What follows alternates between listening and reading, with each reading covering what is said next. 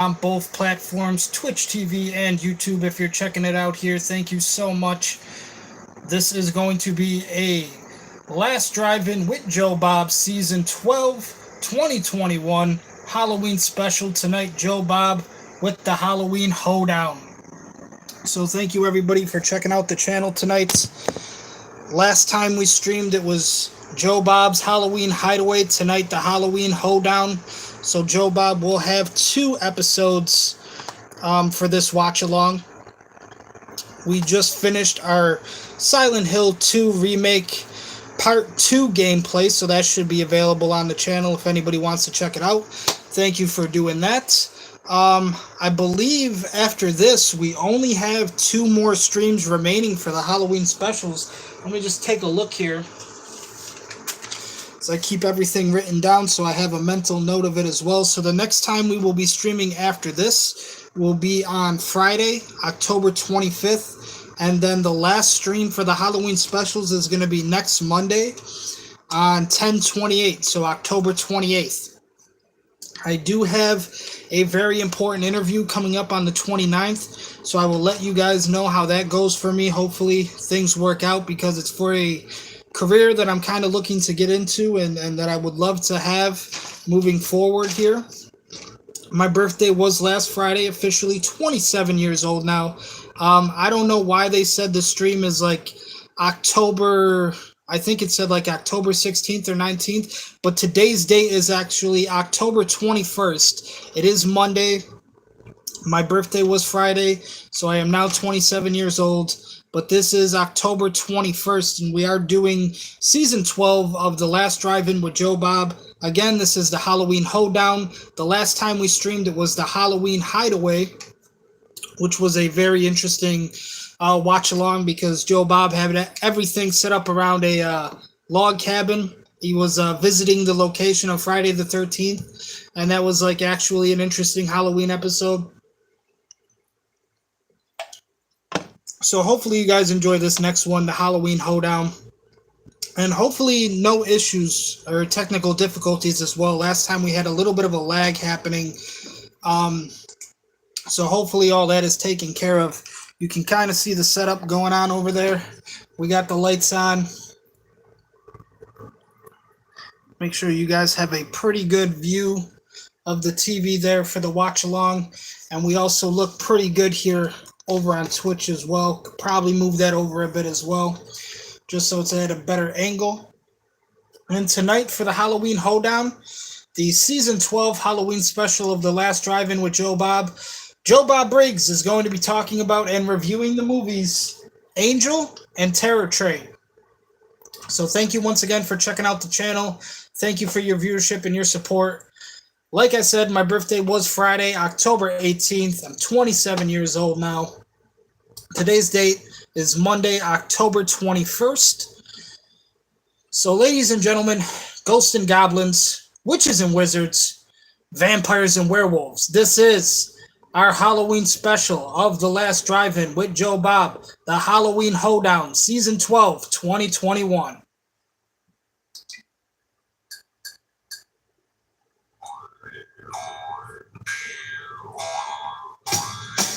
You guys all know the rules. We're not allowed to play the intro music because YouTube doesn't really like that. But while I have a chance to talk to you guys, like I said, have a very important interview coming up for me next week. So October 29th, I have my interview, and I'll let you guys know how everything goes for me. Hopefully, like I said, I can secure the bag and finally get myself going with a little bit of a career here. Finally fucking make some decent money. And like I said, we're trying to finish up Dead Space Remake right now on the channel. Also playing Silent Hill 2 Remake. I've absolutely loved Silent Hill 2 Remake. It's a great game so far. So hopefully you guys check out those and enjoy those videos. And we are ready for the Halloween Hoedown with Joe Bob Briggs.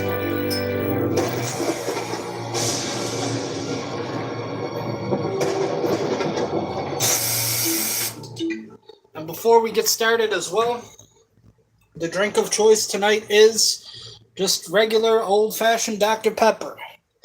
Sipping on some Dr. Pepper tonight. Nothing too fancy, nothing too crazy. Just so everybody knows what the drink of choice is, there you go. So hopefully you got yourself a snack, maybe some popcorn, maybe some ice cream. I'm a nachos guy myself. All right, shout out to all my gothic Latina mommies out there. And here we go with the Halloween Hoedown.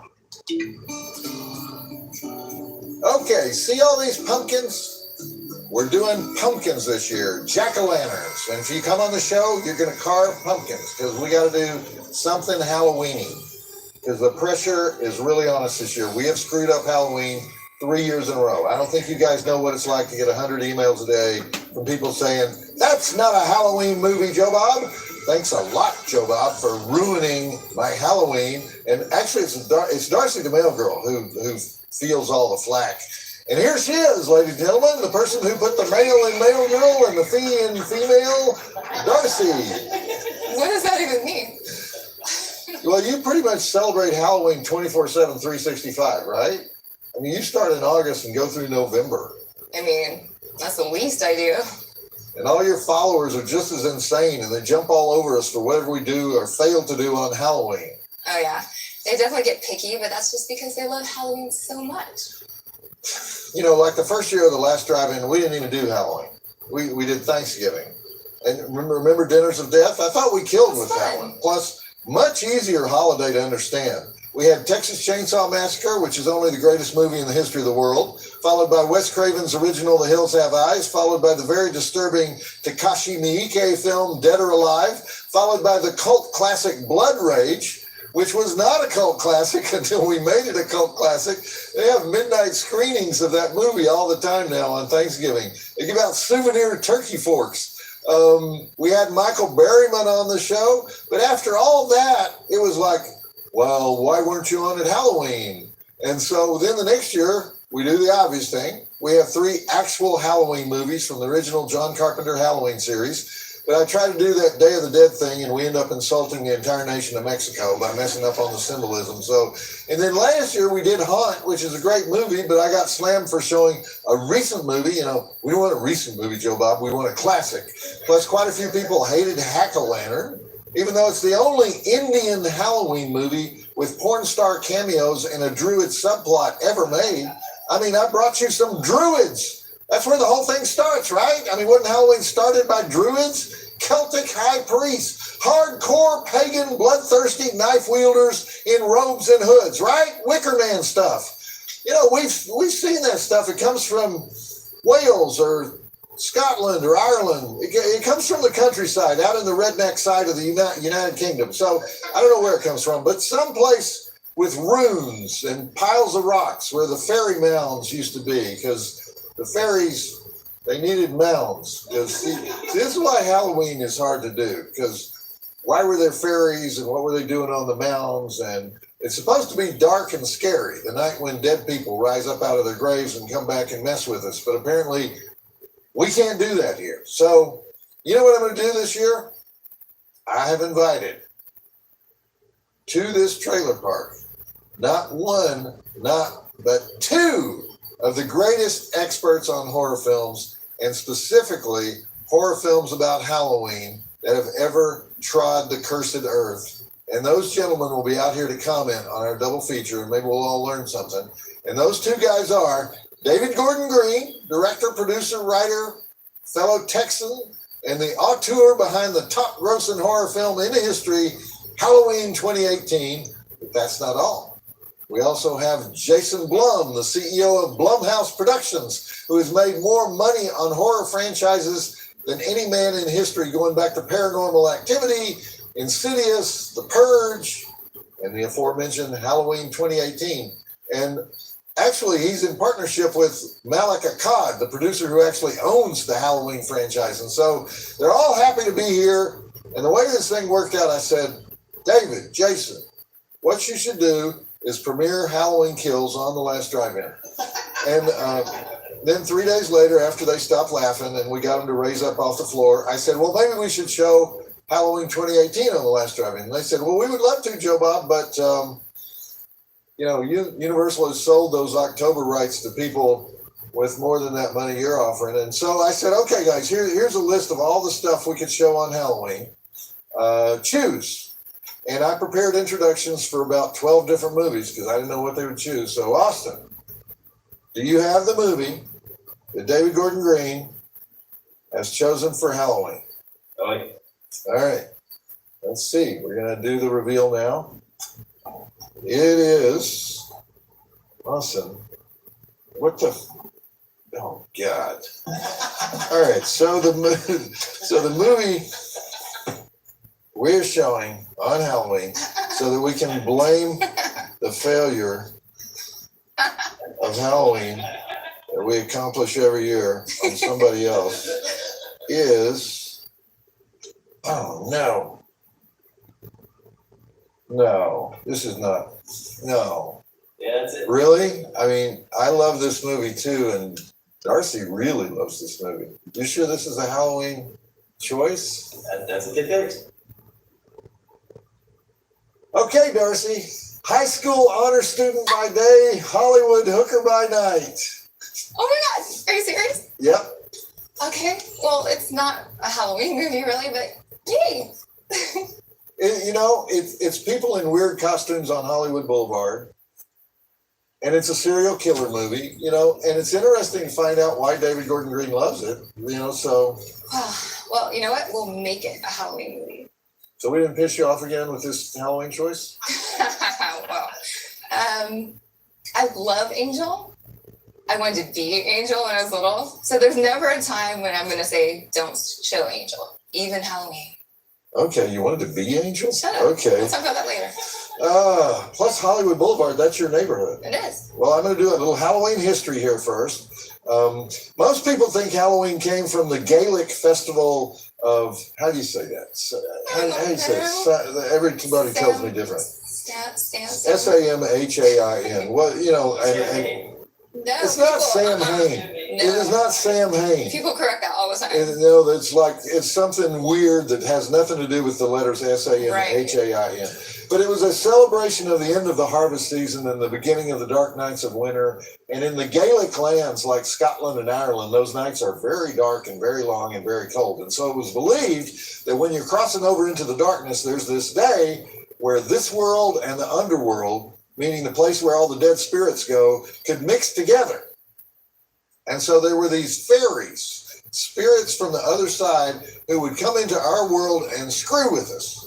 So what we would do is we would put on a disguise so the fairies couldn't find us, and because they might haul our asses back to hell with them. So you would also set stuff on fire so that the fairies wouldn't come close to you. Okay, so on the Celtic calendar, the new year starts on November the 1st, at the beginning of the darkest days of the year. See, these were not joyful people. Let's just start with that. These were grim sons of bitches that started this stuff. And the other importance of Fairy Day, October 31st, is that if you were a druid high priest, you could predict the future. So everybody put on an animal head and a loincloth, and you lit a big fire, and you sat around and you waited for the head druid to tell you what was going to happen next year and to keep the dead people away while you were doing that. And you would sacrifice animals in order to, protect yourself. And sometimes you would sacrifice human beings. Are you sure about your history on this? No, I'm not sure about any of this stuff, because it's all very confusing. Trying to study the history of Halloween is very confusing because the Catholics get involved. The Catholics come along and they say, hey, we got to stop this stuff you people are doing. And so they said, instead of doing the druid rituals, let's just have honor the dead days. So we'll have All Souls Day, and on November 1st, we'll honor all the Christian martyrs, and that'll be Halloween. And if you still want to do something on October 31st, you want to dress up like a saint, go ahead and, that's the way to celebrate October 31st. And everybody went, screw that, we're having too much fun. But we are going to dress up like angels and devils and ghosts. And I've seen some people dress up like saints on Halloween. What, Saint Drogo? Who? Saint Drogo, supposedly the saint of repulsive people. So anyway, the reason I'm talking about Catholicism is that modern Halloween doesn't happen until the Irish potato famine of the 1840s, when all these Irish Catholic people, those are your people, right? You're welcome. Yeah, they came over to the U.S. And what they brought to the party is the trick-or-treat tradition. Now, people don't even know what that means anymore. It means on October 31st, all the children are free to do whatever the heck they want to do. They're liberated for that night. And what they wanted to do was run around the neighborhood threatening the adults. The kids it was like a protection racket. If you give us candy or money, we will not throw paint on your house or dig up your garden. And also, one more thing they did, young women would use Halloween to tell their fortunes, mainly their romantic fortunes, and they would do this by bobbing for apples. So if you got that apple on the first try, you're going to marry a stud millionaire, you know. If it took you 9 tries to get the apple, you're going to get paired with a guy named Hiram who pumps gas at the Texaco station. And then I would add 2 things that make up modern Halloween to the official history. And one of those is that Castro Street Halloween parade in San Francisco. That thing started around 1963, and that inspired Halloween parades all over America. And the other one was the movie Halloween in 1978, which pretty much sent the message that it's this holiday where everything gets turned upside down and the boogeyman rules. So America decided to embrace the boogeyman. And in a few minutes, we'll get the opportunity to ask David Gordon Green, the latest interpreter of the Halloween legend, to tell us who the boogeyman really is. Does that about sum it up? Well, you told me a lot more than that on the way over here.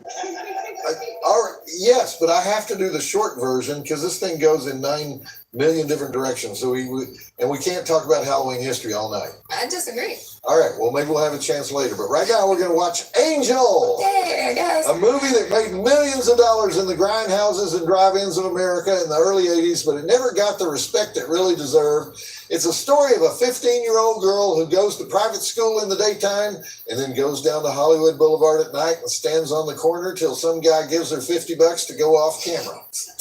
And they call her Angel on the streets and Molly at school, and she has a street family made up of an old cowboy actor played by Rory Calhoun, who was an actual old cowboy actor, reduced to selling his autograph on the streets while telling stories about Tom Mix, and Dick Shawn, the stand-up comic, as a trans hooker with some of the best one-liners in cinema, and Susan Tyrrell, the indie film legend, as a foul-mouthed lesbian landlady, and a bunch of street performers who transform Hollywood Boulevard into a wonderland of sleaze, perversity, and the forbidden, sort of like Halloween itself.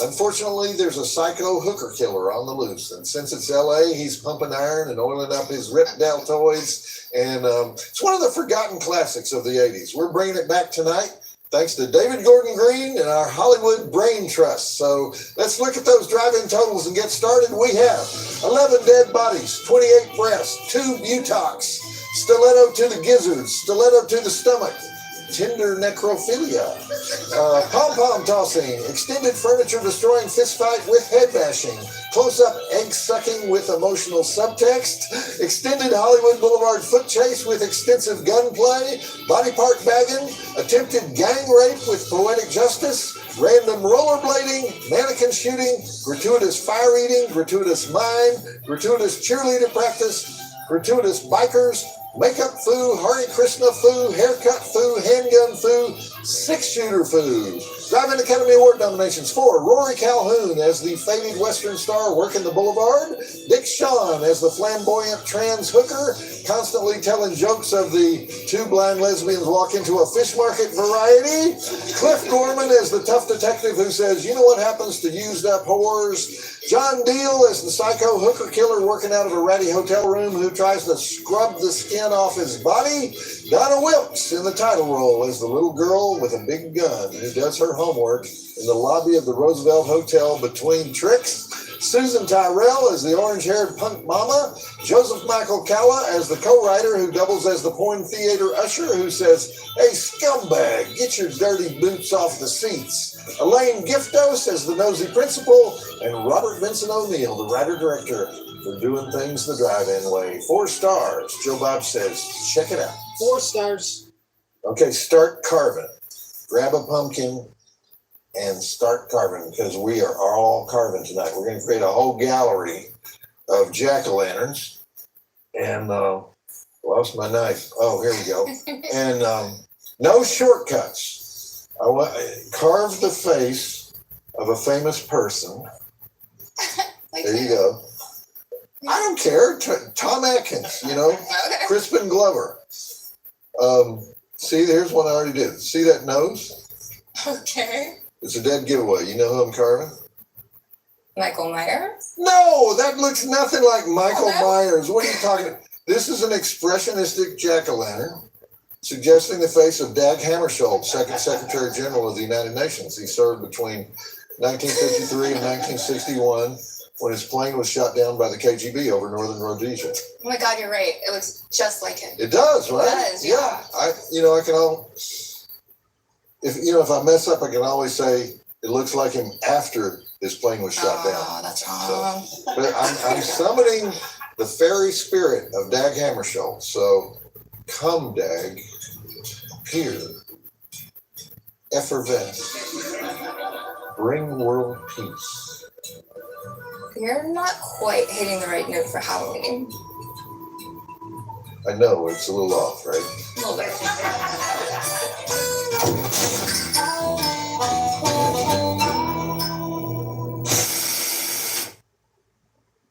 First segment break, 19 minutes. Darcy, you got to know this one. You got to know this. Bozo the Clown? Are you trying to make fun of me? What are you? This is James Buchanan, the 15th president of the U.S. You can tell by the oversized nose. The nose is a Silly of dead me. giveaway. I definitely should have known that. Now I'm going to do Franklin Pierce, or I might do Millard Fillmore. You choose. Oh wow, that's just too hard. I can't decide. All right. How do you like Angel? Oh my God, I've seen it so many times. I love it. So the hooker killer likes to have sex with the dead bodies, which is a nice touch. That actually goes back to Maniac. But people coming to this movie for the first time had to be blown away by the supporting cast. Dick Shawn as May, the trans hooker with the one-liners. Dick was one of those unclassifiable talents. He was a stand-up who was, he was on every variety show ever made, from Dinah Shore to Judy Garland, Andy Williams, Joan Rivers. He was a singer. He worked Broadway. He replaced Zero Mostel, and a funny thing happened on the way to the Forum. He worked Vegas all the time. He was on Ed Sullivan 8 times. He was probably best known as Adolf Hitler in The Producers, the guy who sang Love Power. But he was best known for his one-man shows that he would do mostly on college campuses. They were a mix of songs, sketches, satire, philosophy, pantomime. And during the intermission, he would lie on the stage floor and sleep. And so just a very unique performer. And actually, when he died on stage, just 4 years after making this movie, it took several minutes for the audience to realize what had happened because they thought it was part of his act. So anyway, beloved Hollywood guy, he invented the high five. All right, I have many things to say about Angel, but before we move on, I want to get our guest out here. The reason we're watching Angel in the first place is that it is a favorite of our first esteemed visitor tonight, the man who brought the Halloween franchise back big time, Mr. David Gordon Green. Yeah, welcome, David. When did you first see Angel? I remember vividly the first time I saw Angel was the same night that I first saw Halloween, the original John Carpenter movie, and Angel, that was a double feature. It was a double feature at a slumber party I went to, and changed my life in a lot of ways. Both disturbed me. Probably 12 or 13 years old. Oh wow! Watching movies I was forbidden to watch, and that was kind of the allure of what you do then. You know, obviously you're with a, you were actually younger than Angel. Yeah. You grew up in Dallas, right? Grew up in Dallas. But you're too young for the golden age of exploitation at the Dallas drive-ins. So, what was your childhood movie-going experience? Where would you go? I do remember the final days of the Galaxy. Astro and the Galaxy were a couple that I remember from the Dallas days. Yeah. And growing up, I lived like 3 blocks from the Promenade 6, which was a dollar theater in Richardson, outside in Dallas, and so that's where I would go every day. And then the video boom when Video Schmidio and Captain Video, and the first Blockbuster started popping up all over the place over there. So that was in your teens, I guess. Yeah, I mean that was probably I was 11 through 14, which I think is has probably affected every choice of movies I've directed. Was influenced by that period of very vulnerable movie going watch. So I'd watch something like Angel, and an image of a killer sucking an egg would be burned in my mind for the rest of my life. Or I'd watch Halloween and so many images from that movie that became iconic, and not just my film enjoyment, but my film education. And you're just at that stage where it's just an awakening in so many ways. Did your parents let you collect 1,000 VHS tapes, or? Very strict parent. I mean, these were again, they were forbidden, not into it. Like you wait till you're 17 to watch a rated R movie and these kind of things. So it was the taboo of friends that had cable, and you'd sneak over to their house and watch that, or at a slumber party when everybody goes to bed. Then you stay up a little late and see what you can get into. You know? That's almost as bad as Wes Craven, who grew up in a strict Baptist family, didn't see a movie till I think he was 20 years old or something. So, I used to look at the Dallas Observer to get your breakdown of what was going to be appealing about it, a lot of these movies. And then the old Dallas Observer. And then I'd hunt those movies down. So. Okay. All right, David. First question about Halloween. Halloween Kills comes out next week. When Michael Myers is being moved from one facility to another, why do they always do that on October 30th?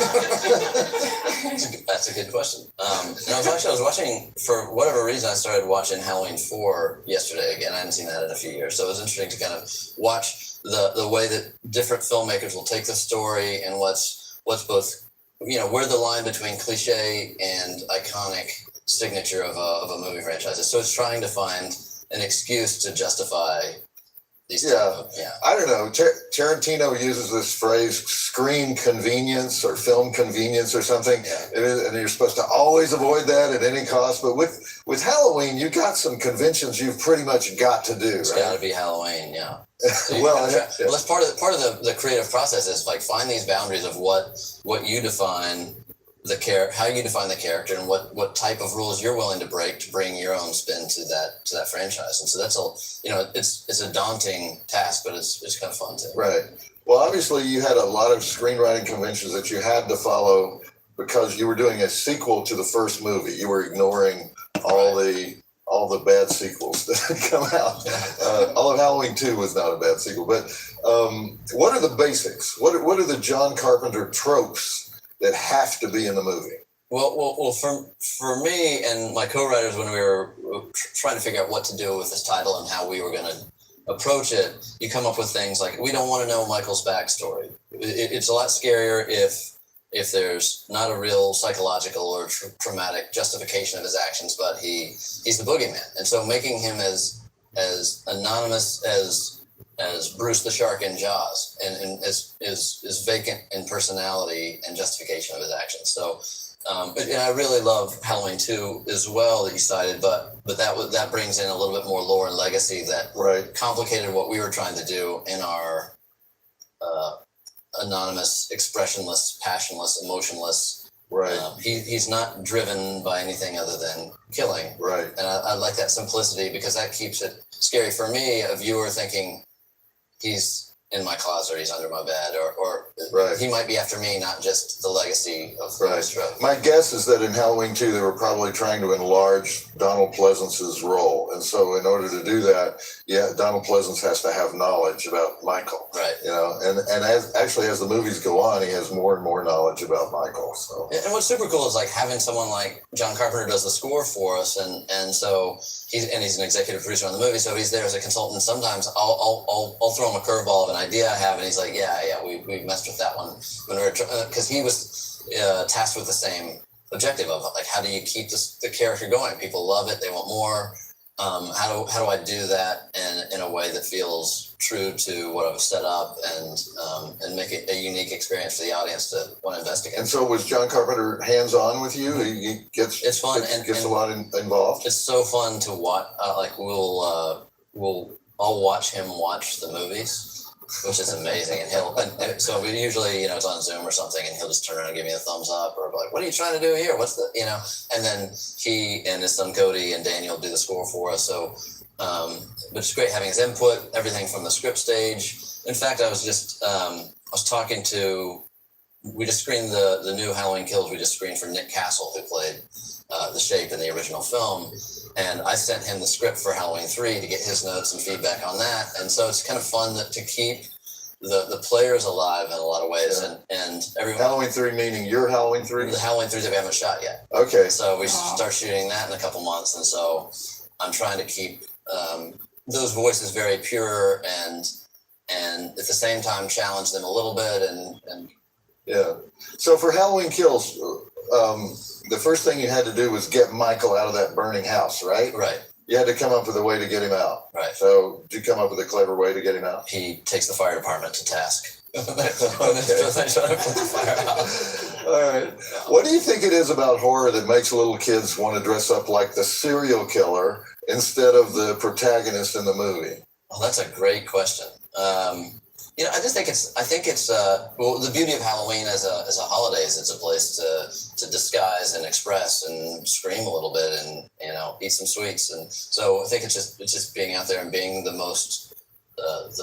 Yeah. Well, I don't know if you ever go to the horror conventions, but I'm always a little queasy when the 8-year-old kid comes up and he has the Michael Myers butcher knife and he has the mask and he has the. I've been to those, yeah. So obviously, parents of today are not the parents of your generation, because the kids are watching these very violent movies. Yeah, it is interesting. I mean, I was watching the new Suicide Squad with my kids the other day, and they're 10-year-old twin boys. So you start to see the devil that you had in yourself starting to exhibit itself through the next generation, and where I'm strict and what I think is taboo is different than what my parents thought. But then I showed my kids the trailer to Alien. I wanted to get them into Alien and Aliens and those movies that I really loved, and then watching, they said, "No, it's too scary. We're not ready for that." Oh, really? Okay. So they're monitoring themselves pretty well. So we watched Lethal Weapon instead. All right. So they, everybody tonight is going to carve. So how are you with knives, David? I'm pretty good. Yeah. Oh, really? Okay. Take a pumpkin and. We're gonna. I know you're artistic because you're a graduate of the North Carolina School of the Arts, along with your colleagues Danny McBride and Jody Hill, the three of your partners in Rough House Pictures in Charleston, South Carolina. And the reason I know all about the North Carolina School of the Arts is that our director, Austin Jennings, is a proud graduate, and my partner in the first ever World Drive-In Movie Festival and Custom Car Rally, which we did in Dallas. We did it at the Gemini Drive-In and the Inwood Theater. Honored guests were Stephen King and Roger Corman. Was Sam Grogg. Oh, yeah. Who is the founder of the filmmaking program at the North Carolina School of the Arts. So tell me what goes with that place. I keep hearing about it. I can't escape it.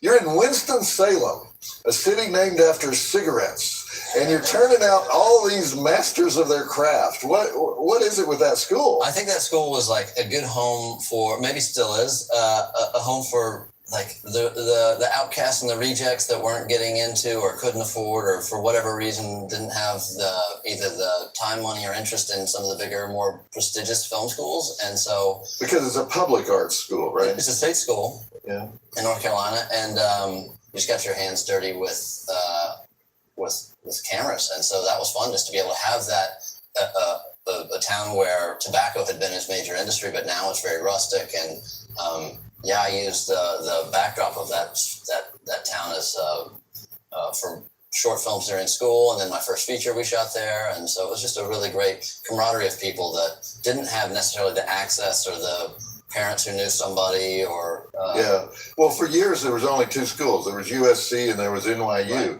and those guys had a leg up and they could get into the industry and everything. I mean, today there are probably 20 schools that have some kind of cachet, but North Carolina School of the Arts is the weirdest one because it is a public school. It's really small, but they seem to turn out graduates, maybe for the very reason that you talk about, in that the really talented kid who can't afford USC or can't get into NYU finds that place. Yeah, it was fun just to be able. I remember day one just walking into the dorms and you meet people, and all, for the first time in my life, I meet somebody that can talk about Shakma or Argento films or these things that meant something to me, but I'd never really found that community growing up in my neighborhood. Okay, great. Okay, well, we're going to go back to Angel right now. Angel used all her hooker money for tuition to the cool private school. She was aspiring to someday enroll at the North Carolina School of the Arts, but in the meantime, hookers are dying near Hollywood Boulevard, and that pisses Angel off. So roll the film. You know how old Donna Wilkes was when she portrayed the 15-year-old hooker? Very believable portrayal. 24. Wow. But she could rock that mini skirt. So, Darcy, you're going to cosplay this, right? You know I am. All right. Schoolgirl or hooker? I'm going to split it right down the middle. Okay. Interesting. Dressing like Angel would actually fit right in with modern Halloween tradition, right? Because when did sexy Halloween become such a big thing? Because when you're trick-or-treating, if you go back to the origins of trick-or-treating, you're supposed to scare the people into, giving you something. You're not supposed to seduce the people. Halloween is always sexy. All right, I forgot. I'm surrounded by experts here.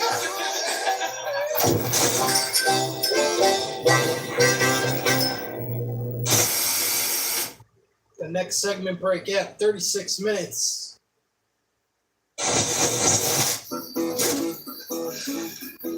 All right. Does anybody go to the store and buy a pumpkin just to eat it? Do people browse the various pumpkin varieties and say, oh, this one looks yummy? Because I've never seen anybody sitting on the steps in front of their trailer house digging into a pumpkin. We throw out the meat. Are we wasting fruit? Isn't that stuff edible? Pumpkin innards are the same as squash, right? Only people... But people enjoy eating squash, and nobody enjoys eating pumpkin unless it's in pie.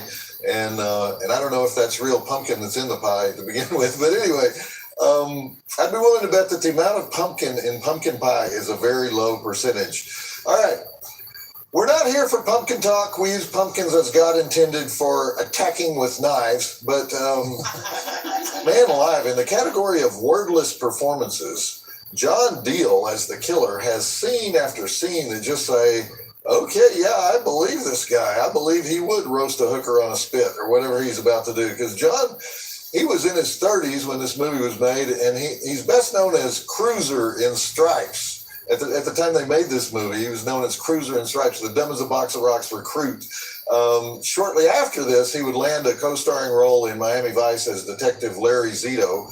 But most of his career is wackos and psychos of various sorts. He pulled a Mickey Rourke. He tried to have a boxing career starting in 1985. He knocked out a guy named DeBoe Bickering in the first round at the Miami Beach Convention Center. But then he retired 1 year later when a guy named Gene Holly beat him at the Sports Arena LA. And he was the only guy that Gene Holly ever beat. So, proving once again you cannot start boxing when you're 35.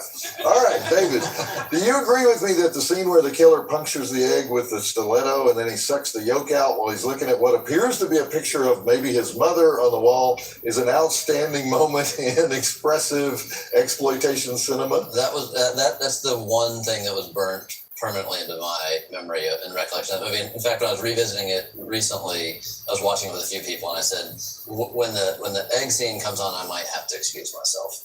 Really? Because it really, as a, 12, 13, whenever I saw that, I was like, what is going on? It blew my mind. I hated it. Well, since the killer has no dialogue, when they were casting, they ask actors to come in and just do something without words to indicate how crazy and violent they might be. And that scene is the improv that John Deal did that day. And they said, okay, yes, John, not only did you get the part, but that is now in the movies. So, okay, David, let's talk about your career a little bit. Your career is impossible to categorize. You come out of the North Carolina Filmmaking School and bang, you make George Washington, critically acclaimed indie hit right away.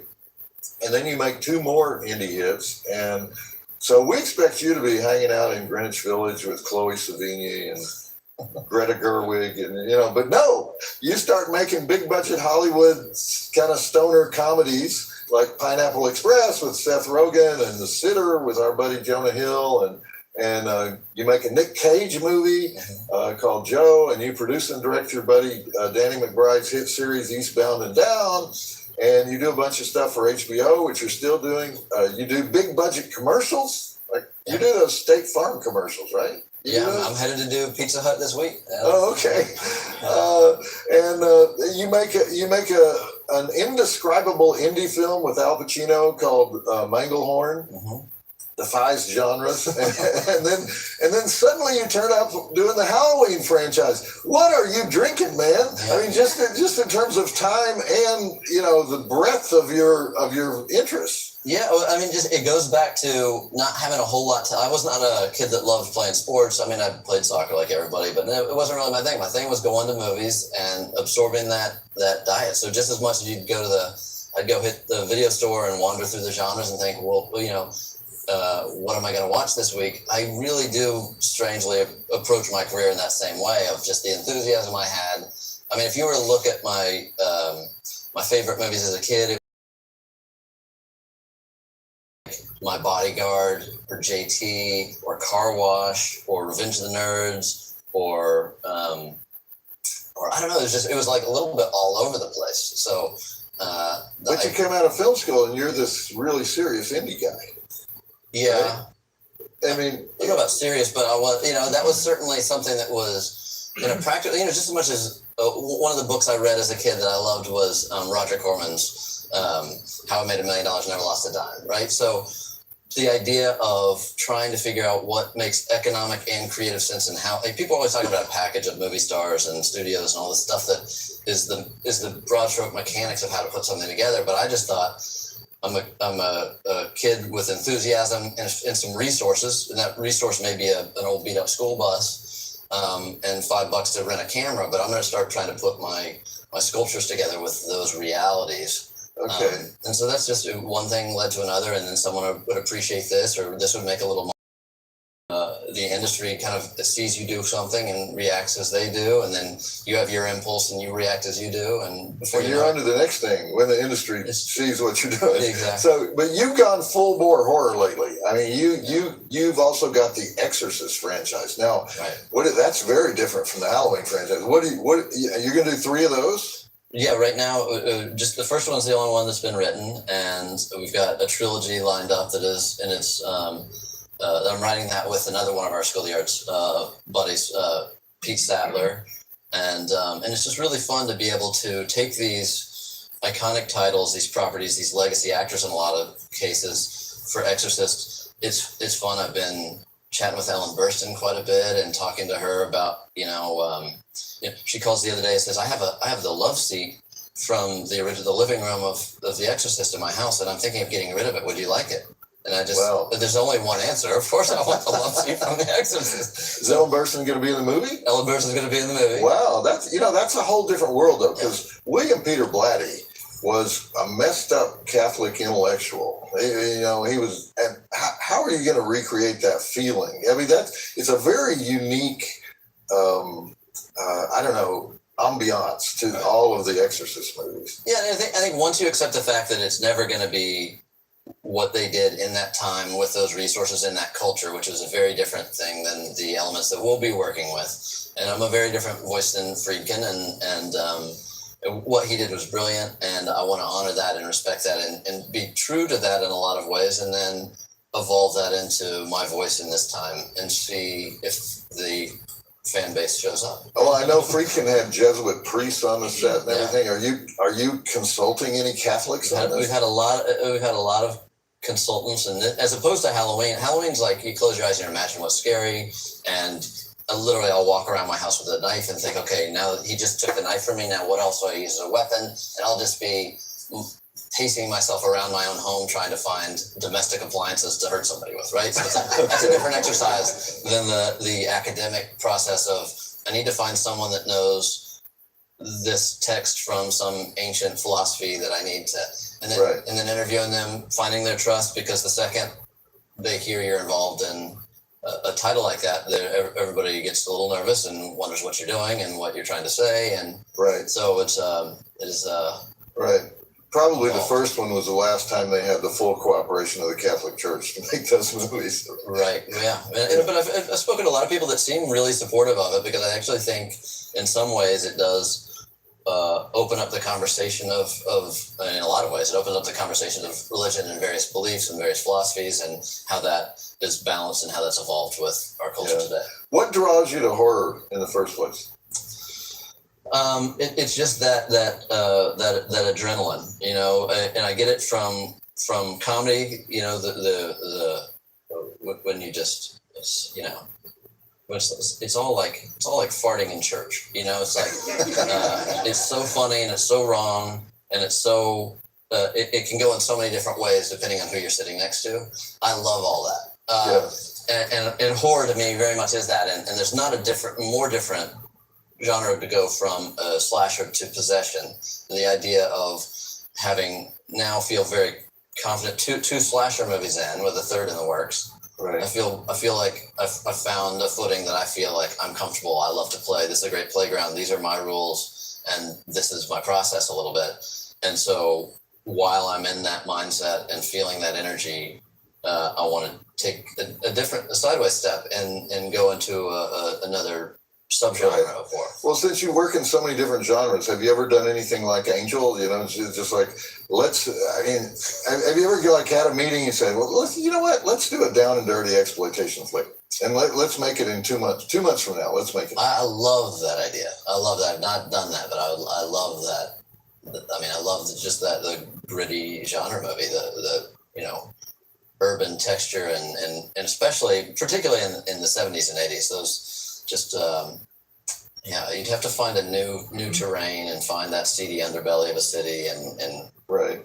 But that's a very inviting process. You know, the backstory on Angel is pretty interesting. The director, Robert Vincent O'Neill, was working for Sandy Howard, who is a legendary low-budget producer. He goes back to the very early days of television, and he started directing at the age of 19 years old. He was the director of the Howdy Doody Show, and then later he was the producer and director of Captain Kangaroo, which at one time was the highest rated children's show in the nation. So anyway, so Sandy Howard was this old school New Yorker, Broadway roots, produced 72 films, and he liked to work really fast.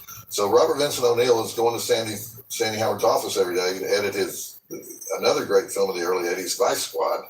And the office was inside the old Tiffany Theater on Sunset Boulevard. It's no longer there, near La Cienega. And they would go to lunch every day at the IHOP, which is still there, which is right across Sunset from Hollywood High School, with his friend Joe Calla, who was a well-known LA sports announcer.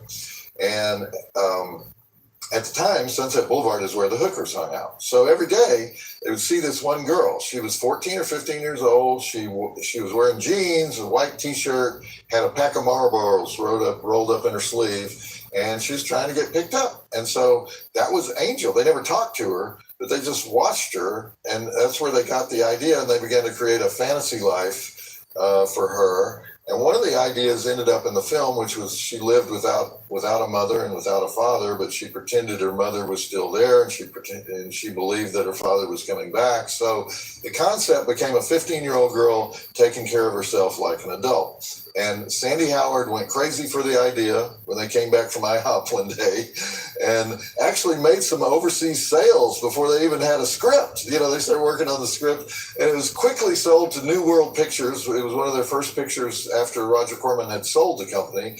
And New World was kind of confused about how to market it, because it was a story about a hooker, but she never takes her clothes off. She never says a cuss word. She's never seen actually getting in bed with anybody.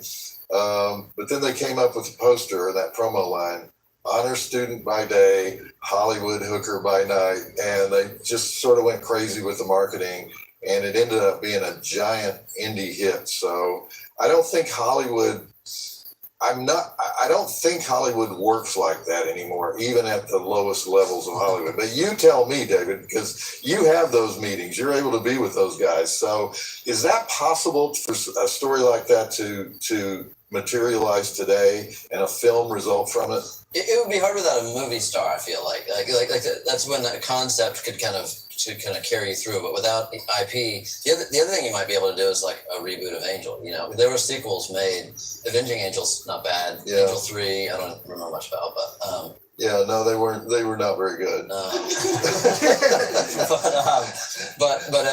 I don't imagine if you hit the town with the Angel IP, you'd get that many people pumped up about it. But there's a lot of people that I think it does trigger something within, and if you cast it right, I mean, you could. But you can't walk into a producer's an indie producer's office today and say, "Okay, Sandy, here's the concept." You know. I think you could. Yeah. I feel like you could. Yeah, I think if you. Well, I think you could though. That's why I'm asking you though. I think with your with the cachet that you have now, you could probably have those meetings. Because what I like about the concept of it is I can describe this movie to you in 30 seconds and you get it, and you can see an emotional narrative unfold. Well, you live in Charleston, South Carolina, and so if you want to have that meeting, you've got to fly to Atlanta first, right? Yeah. You got a long trip.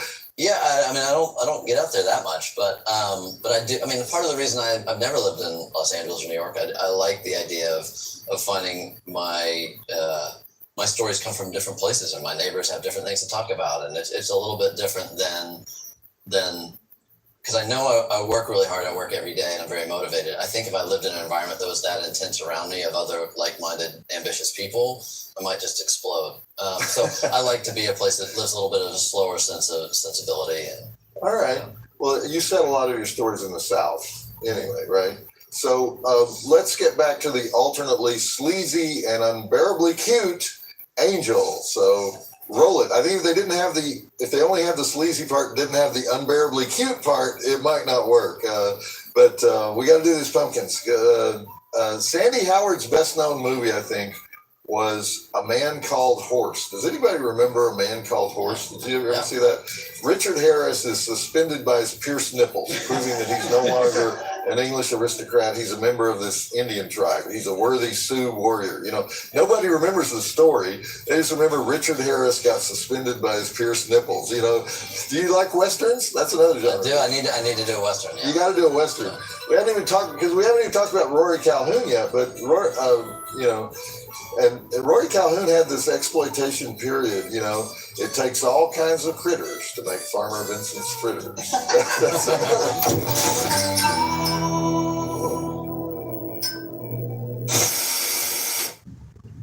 The next segment break at 50 minutes. Okay, the Rory Calhoun character, that was based on a real person that the director, Robert Vincent O'Neill, saw in the year 1950 when he went to Hollywood Boulevard as a tourist while he was in high school.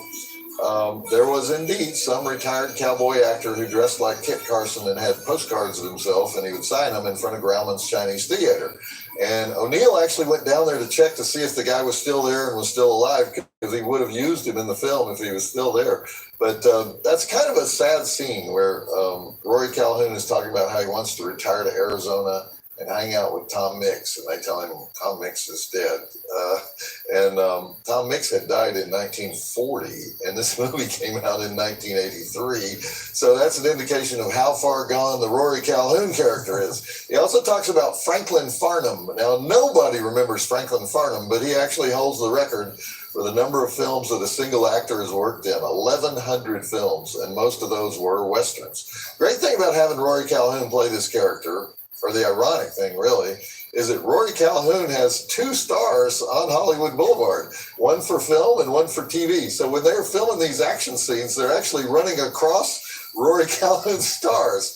I talked about Rory once before.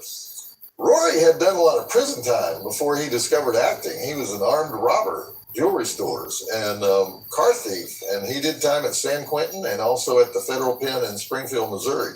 He was a boxer, a lumberjack, actual cowboy on a ranch, truck driver, but his life changed when he somehow got cast in Something for the Boys in 1944 opposite Carmen Miranda, and he starred in a whole bunch of Westerns. But also, he was in a lot of mainstream movies too, like How to Marry a Millionaire and With a Song in My Heart. And He has over 1,000 TV episodes on his resume. He was considered one of the hottest guys in Hollywood when he was young. And when his wife divorced him, she listed by name 79 women that Rory had committed adultery with. And Rory's reaction to that was he thought she was hurting his reputation by listing that few. So anyhow, Rory would continue making movies for 10 more years after Angel. His last film was Pure Country in 1992. Okay, David, you hobnob with everybody in Hollywood. You know a lot of actors. You know a lot of producers and directors. What would be the equivalent today of a Franklin Farnham or a Rory Calhoun, a character actor who has hundreds of parts and everybody wants him because he always delivers and he's recognizable? A couple answers. One, I actually there's a great character actor named Robert Longstreet who pops up in a lot of movies and actually is in Halloween Kills that I've known for years. He started first time I saw him was in a movie that Honor Tickell made called Ding-a-Lingless. I don't know if you've seen that one, but it's a classic. About a guy with no dick. And I thought he was amazing in that movie, and I worked with him in a tiny role in a film, and I've seen him as a character actor pop up all over the place and just really building an amazing career for himself. So he's one that I'm really excited about enough where I wrote a role for him in Halloween Kills. So it's fun to be able to kind of take those legacy actors, like we have Charles Cyphers, who's obviously been around forever, and we put him in it, and Nancy Stevens and some folks. But then there's the new wave of characters or of actors that when they pop up, the movie's going to be good. Guys like Richard Jenkins or someone, that he's rarely going to be the top name on the marquee, although in The Visitor or something like that he does. But then those guys that you just know there's going to be quality in that. I'd actually say in Angel, who stands out to me is Susan Terrell. That's true too, because she was in big Fat indie City stuff. and just the movies she'd done. An amazing career, just such a distinctive voice in that face. So when I was revisiting Angel, that one jumped out to me as like that's someone that I wish I'd had a chance to work with her in her lifetime. Yeah, very, very versatile actress. Yeah. On the other end of the spectrum, tell me about your work with Jamie Lee Curtis. I guess I'll ask you like this: how much did you talk between the two of you, figuring out just how crazy she is? We didn't put it in those terms, but when we first started talking about the role, it was trying to come up with what's been happening for the last 40 years, and so thinking about how that character has evolved from 1978, and so that is just a kind of a fun history. You're not starting from scratch on a character; you've got a great foundation of her youth that was established by her and John Carpenter and Deborah Hill, and then we got to fill in the blanks. But she has the mental patient hair. You made the decision to go for the mental patient hair. Was that your decision or her decision? That was my decision. She's lovely and very fit and wonderful head of hair. We wanted to make it a little bit, we wanted to fray it a little bit. Yeah. Okay. By the way, in the movie we're watching, the usher in the red leisure suit who throws the killer out of the porn theater, that is the co-screenwriter Joe Calla, the sportscaster. So, David, you're obviously a fan of classic horror because one project that I forgot to mention earlier, you're also doing a Hellraiser TV series, right? Right. Yeah, we're just the early stages of putting that together right now with HBO. Are you working with Clyde Barker on that? He's just now. I haven't communicated with him yet, but apparently he's just now joined the project. All right. Haven't there already been 14 Hellraiser? Been a lot of Hellraisers. Some good and some a little bit less than good. But have you watched them all? I have not watched all of them. That's that's a project that is. I need to do a little bit more of my homework because I was a huge fan of the first one, and actually, and Clyde Barker's original short story is really wonderful and inspiring to try to. Would Doug Bradley be involved at all? I like that idea. That's a complicated property. Like a lot of these titles that have evolved over the years with various ownerships and relationships that some are good, some aren't good. So that's one that there's like a movie project on one part of town and then a TV series on another. So trying to get clarity on that thing got cut up into like 19 different pieces. Oh, it's like real estate with your siblings when you inherit something. There's just all these different, who's who and what's what. Who knows? I hear a lot of people say, the era of the feature film is dead or nearing its end, and the future, everything in the future is going to be long form streaming, big content dumps. So in effect, we're going to be putting out 10-hour movies all the time.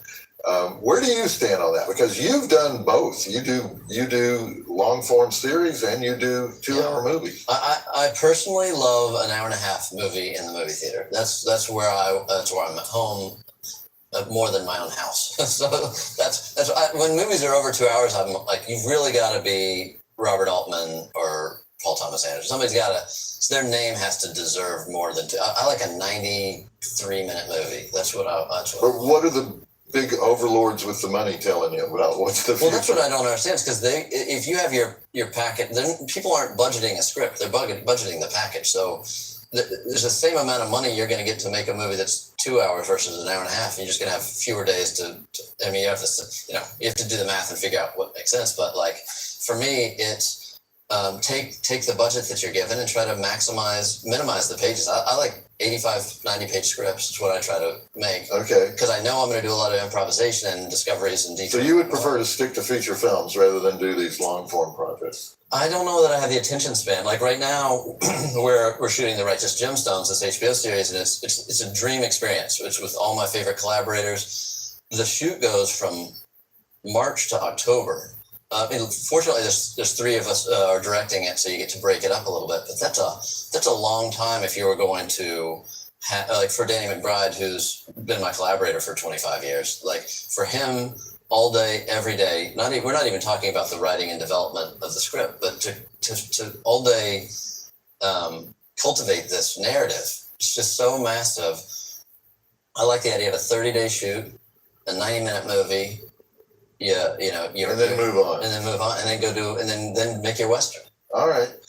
Okay, your assignment right now, David, is to carve the face of Jason Blum into that pumpkin, and because Jason Blum, the horror super producer, is coming out here later, and we're going to show him whatever you carve, right, David. So, and if you screw it up, he's going to call your agent and complain. All right, back to the movie. I had forgotten how much I liked this movie. Although I was actually on Hollywood Boulevard in 1983, and it was not a place you would visit to watch the yo-yo guy. It was more like, oh, look, Hollywood and Vine, the heart of Hollywood. Why is that guy peeing on that abandoned building? So and actually the police would shut the whole area down around 9 or 10 o'clock to fight the drug dealers. And they would do a sweep and get rid of all the lowlifes on the streets. So that turned out to be a big problem for Robert Vincent O'Neill when he was shooting the movie, because if the sun doesn't set till 7, you got an hour and a half to shoot on the actual boulevard before it becomes a ghost town. So what he would do is he would get master shots, and then he would angle the camera away from the stores on everything else. And sometimes he had to resort to hiring extras just so the sidewalks wouldn't look empty. But he does a great job on it, because every time they do that Hollywood Boulevard master shot, like, it's hell yes. They do some kind of music in the back of it, and it's hell yes. And so, Darcy, you live there. What is that like today at 9 or 10 o'clock, Hollywood Boulevard? It's pretty empty. Really? Yeah. No old cowboys telling stories. No, mostly just like rap artists selling their CDs and homeless people. Okay, well that counts. That's street life. I don't think it'd be a good idea to have elderly actors out there brandishing weapons, though. I mean, Rory Calhoun on the boulevard today. Somebody screams "active shooter" and he's dead. So he's an episode of Forensic Files.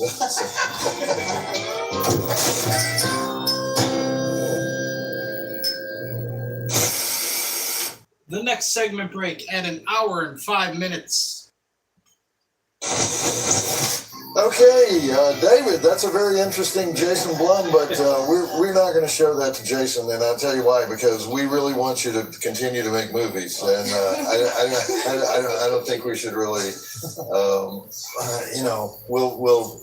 deal with this later. I'll take your advice on that. Okay, so we're starting to see the angel who fights back. We have a great scene in the church, and then of course Rick the jock getting what he deserves when they try to and he tried to do a gangbang on Angel, and also some very touching scenes with the police lieutenant, and with Dick Shawn as Mae West, and all of this stuff was shot with a small Airflex camera that used a 400-foot magazine, which means Robert Vincent O'Neill only had a maximum of 3 minutes 20 seconds of film in the camera at any time, and he said it made master shots on this thing virtually impossible, and he was on such a low budget. And he was, I don't know, I've never heard of anyone doing this. He would sometimes shoot all the close-ups for future scenes, something I've never heard anybody doing.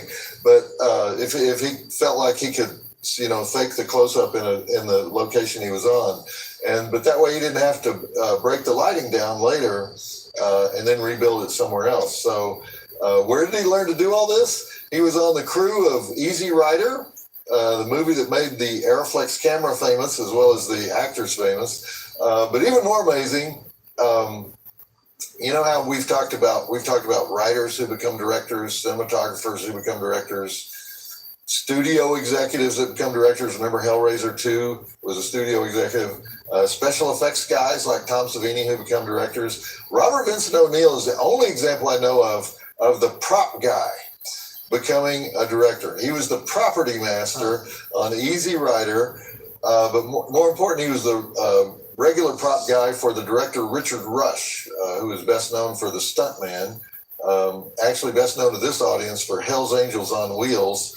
But Robert Vincent O'Neill asked Richard Rush if he could. Robert Vincent O'Neill had been a still photographer, and so he asked Richard Rush if he could look through the camera when they were making a film called Psych Out, which is a late 60s hippie movie, and they developed a rapport, and so he continued to learn from Rush, and they also made a pretty good biker movie called The Savage Seven. David, this had never occurred to me before this movie. How important is the props guy? The props guy is essential in every way, from what the characters got to interact with, what they've got in their pockets, and then my own psychology. Like I send the props guy in for a lot of the dirty work on, like I work with this guy, Mick Flowers, and he's done the last 10 years of my movies, and he's like a resource of life and like a guru in a lot of ways. Huh. Somebody has to take possession of the Michael Myers mask, right? Is that considered a prop or a costume? That is a special effects prop. So it's two departments that handle the mask. It's like we have our makeup and makeup effects, and our props department that will handle that. Does the mask change from film to film? It has changed between Halloween 2018 and our and Halloween Kills. It's it got a little crispy. He got hot down there in that basement. So, okay. But yeah, Christopher Nelson, our makeup guy, does amazing artwork trying to emulate the design from the original film. But that is a very sacred prop to have around. Oh yeah, you got to have that. How many masks do you have? 2. Just 2. Yeah, okay. And you can't. We don't. Even the crew doesn't see it until once the room is lit. It's a very specific thing. You don't want to see the mask outside of its proper lighting environment. Okay. So, yeah. After you've done with it, are you able to auction it off for $100,000 or something? We could probably get a few pennies for that. You work with a lot of comedians. What do you think of Dick Shawn in this movie? He's amazing in this movie. Yeah. And just a very unexpected role and performance, and I think with this ensemble of misfits, he fits in there perfectly. He's amazing. O'Neill said that Dick Shawn was allowed to improv whenever he wanted to. You let anybody do that on your films? Always. You do let him improv? Oh, always, yeah. Okay. Well, it caused problems on this movie because of low budget. He said Dick Shawn's brain works so fast that he doesn't remember what he just said. So he was kind of like he was the Robin Williams of his day. So they could never get him to do a scene the same way twice to match the shots because he had no impulse control and he would always change it. So he said he started shooting Dick Shawn with 3 cameras just so he could cut it together later. But there's a tenderness to him too. Like it's not just comedy for bits. Like I think that's the thing I find a lot in comedic actors doing non-comedic work is that vulnerability, because that comedy comes from a deeper place than just wit. I love one of the great kills we have in the new Halloween movie is this great stand-up comic, Lenny Clark. There's not a joke. I mean, I guess there's like one half funny thing he does, but it's not about that. It's just about finding the vulnerability that he has that's so accessible because of his comic background. Right. Okay, David. Well, this is a horror film, I think, Angel, because it's a serial killer story, but it's mixing of genres. So what would you call it? What genre is it? I think it's a female vigilante movie. So I put it with like Peppermint or but you wouldn't put it with Ms. 45 because those are that's a tough or I Spit on Your Grave or Would I put it with I Spit on Your Grave? I might. Really? Yeah. She does turn and she does get mean towards the killer. But such a petite little girl. But and also I guess I'm also considering the franchise of Angel because Avenging Angel. Right, they get tougher. Betsy Russell gets tougher. They switched two plays Angel, but yeah. All right, David, I want you to come back for our second feature when we will really get into the meaning of Halloween with your colleague from Halloween Kills. Who's depicted here in the pumpkin right here. We will not be showing. But right now, we're going back to the film, so roll the film. The executives at New World Pictures said that Craig Safin saved this picture. Craig Safin being the guy who did the music. Yeah. He was a last-minute replacement, and so he had to write, record, mix, and deliver all the music within about 5 days. And he used a combination of synthesizer and orchestra. He didn't really have to use the orchestra, but he decided he wanted the synthesizer for the Hollywood Boulevard scenes, get a hard sound, like a danger, perilous kind of sound. But he thought you really needed orchestral music for Angel at home and school, because otherwise you would not feel enough sympathy for her. So he wrote that flute theme. There's a flute theme for the character. And then he assembled a small orchestra with strings and brass and a few woodwinds to get the warm feel that he wanted for Angel's moments of deep emotion, one of which is heartbreaking and is coming up right now. And so in the 5 days that he had to deliver this scene, a lot of the time was spent writing out all those orchestra parts by hand. So pretty amazing. Craig Safin is also known for his scores on The Last Starfighter, Nightmare on Elm Street 4, and Stand and Deliver. But anyway, the suits at New World thought that the picture would come off as too sleazy without the Craig Safin score, and they gave him a lot of credit for its success. Of course, the other credit for its success should go to Kathy Clark, because she designed all those miniskirts.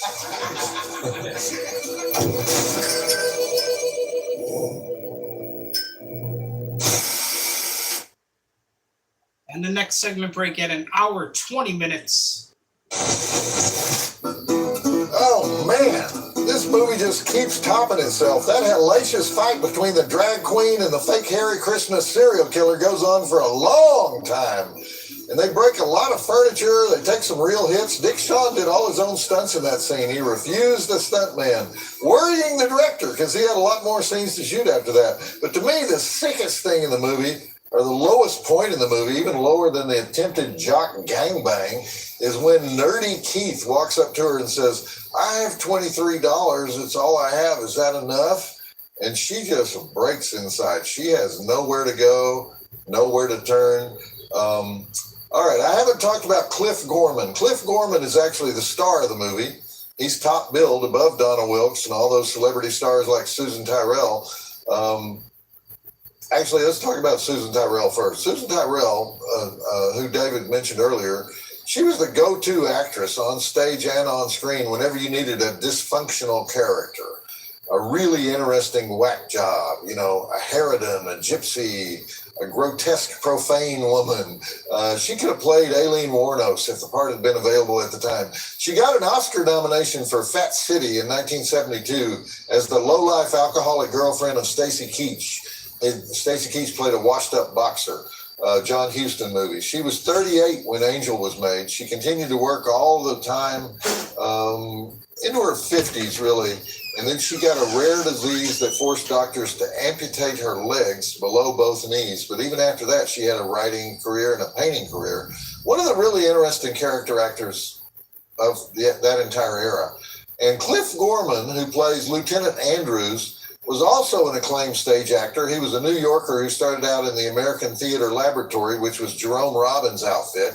And his big breakout role was playing the super flamboyant character Emery in The Boys in the Band. He won an Obie for that. And then he reprised that role in the William Friedkin film version in 1970. He was almost as famous for his one-man stage show, though, as Lenny Bruce. He won a Tony Award and a Drama Desk Award for that show on Broadway. When they made the movie, they gave his part to Dustin Hoffman. So he did Lenny Bruce again in All That Jazz, if you remember that movie. He played a lot of psychos and sleazes and tough guys. He was really good in The Bunker. Anthony Hopkins was Hitler, and Cliff Gorman was Joseph Goebbels, the Minister of Propaganda, the PR guy for the Third Reich. Also great at comedy. He was nominated for another Tony in 1977 for the Neil Simon play Chapter 2. Almost his whole career was on stage, which is why he's not better known today. Died of leukemia at the age of 65 in 2002. Okay, we're moving on to the truly inspired conclusion to Angel. And while you're watching, I'm probably going to sledgehammer 10 or 20 of these pumpkins. I've decided I don't really like the whole jack-o'-lantern thing. I'm just doing it so it won't be totally lame. And actually, I know what I'll do. I'm going to carve Emmanuel Macron, the leader of France, into this pumpkin. And at the final break, I'm going to reveal what Emmanuel Macron would look like after he meets up with Navy SEAL Team 6 when we invade France, if you know what I mean. And I think you do. Okay, roll the movie. And you know what really brings back the memories when I watch Angel? All that Hare Krishna stuff. You know, it's true. You would see those bald-headed guys in the saffron robes with the tambourines all the time, everywhere. I was never sure exactly what they believed in, but they would offer you this book if you talked to them. Looked like a plaid unicorn threw up on it. I don't know what was in that book. I mean, just the cover of the book screamed, never read this book. And they would always be in hippie places, you know, parks with a lot of weed sales, places like that. And they had that hit song, My Sweet Lord. Remember George Harrison's song? Remember that? George Harrison went Hare Krishna. And I don't think he ever shaved his head. Maybe he did, because you never saw pictures of George Harrison. But anyway, the Hare Krishnas lived in communes. And the main one they put up was in West Virginia. That is bold, man. I wonder if they still have that green and gold book, though, because that was brutal. I was afraid of that book, and I love books.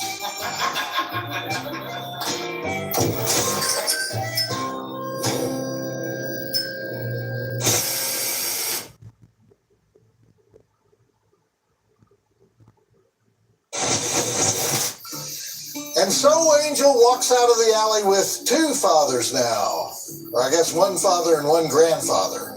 Two men who have actually suffered wounds saving her. But she is a genuine final girl.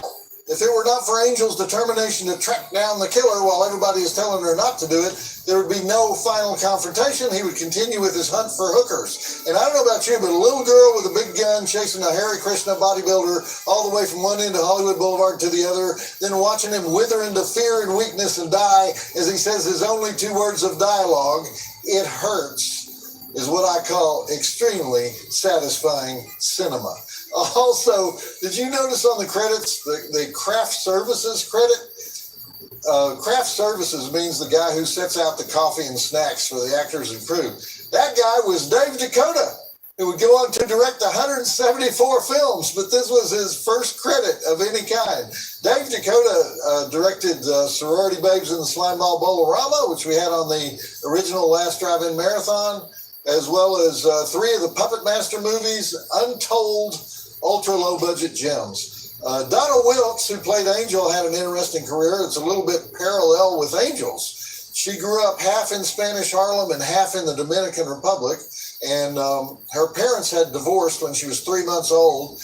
And at age 15, she moved to Los Angeles and lied about her age to support herself as a computer operator and a secretary. So she started auditioning for parts, and she got a few small parts, and she ended up under contract to Norman Lear, who put her in the series Hello, Larry. She was actually working as a recurring character in Days of Our Lives at the time she was cast in Angel, and she gave up her soap role to make this movie. She also posed as a hooker on Sunset Boulevard so that she could meet the real hookers as research. And she came across a girl who had been working the streets since the age of 8. She had stories that she told the writing team but they were just too horrific to put in the movie. After this job, she starred in quite a few TV movies before leaving the business in the early 90s to raise her daughter. Robert Vincent O'Neill would end up directing 8 movies, including the 1985 sequel Avenging Angel, which was not nearly as good. Betsy Russell replaced Donna Wilkes as Angel. There was a second sequel in 1988, Angel 3 Final Chapter, with yet another actress playing Angel, and it was even worse than the second one. So I should also mention Graham McGavin, the actress who played Lana, the second dead hooker. She was also in My Tutor and Weekend Pass. But she quickly left the business. She only got into the business because her dad is Darren McGavin. And I almost forgot, the cinematographer on Angel was Andrew Davis. This would be his last movie as a camera guy because he became a big shot Hollywood director. He's the director of The Fugitive and a bunch of 80s thrillers like Code of Silence, Above the Law, Under Siege, Collateral Damage with Schwarzenegger. He became the go-to guy for Chuck Norris and Steven Seagal. So Angel grossed $17 million on a $1 million budget, but it only won 1 award, Best Feature at the San Francisco International Lesbian and Gay Film Festival. Okay, Darcy, come on. Great cosplay, Darcy. Wow. Are you Darcy, supposed to a lovely be male Angel girl. in Hollywood Boulevard or Angel in high school? That could go either way. A little bit of both. Yeah, brilliant. See, that's why you're the best mail girl ever. Aw, thank you. Did you bring any mail? I brought mail and trophies. And by the way, have you been carving your pumpkin? Because we're supposed to be carving these pumpkins. I have. Yeah? Guess who it is? Vincent Price. No, it's Elvira. I love her. Okay, well, I was close. I guess. All right, well, remember the Oscars Awards? Yes, Oscars being their, like, really lame version of the Oscars. Really brilliant version. The Oscar. They do Oscars to indicate it's the horror version of the Oscars. And we won a couple of them last year, right? Isn't it like the golden raspberries, though? Isn't it a little ironic? No, it's nothing like that. It's real horror fans honoring people in the horror world. Just read this letter, sir. Okay.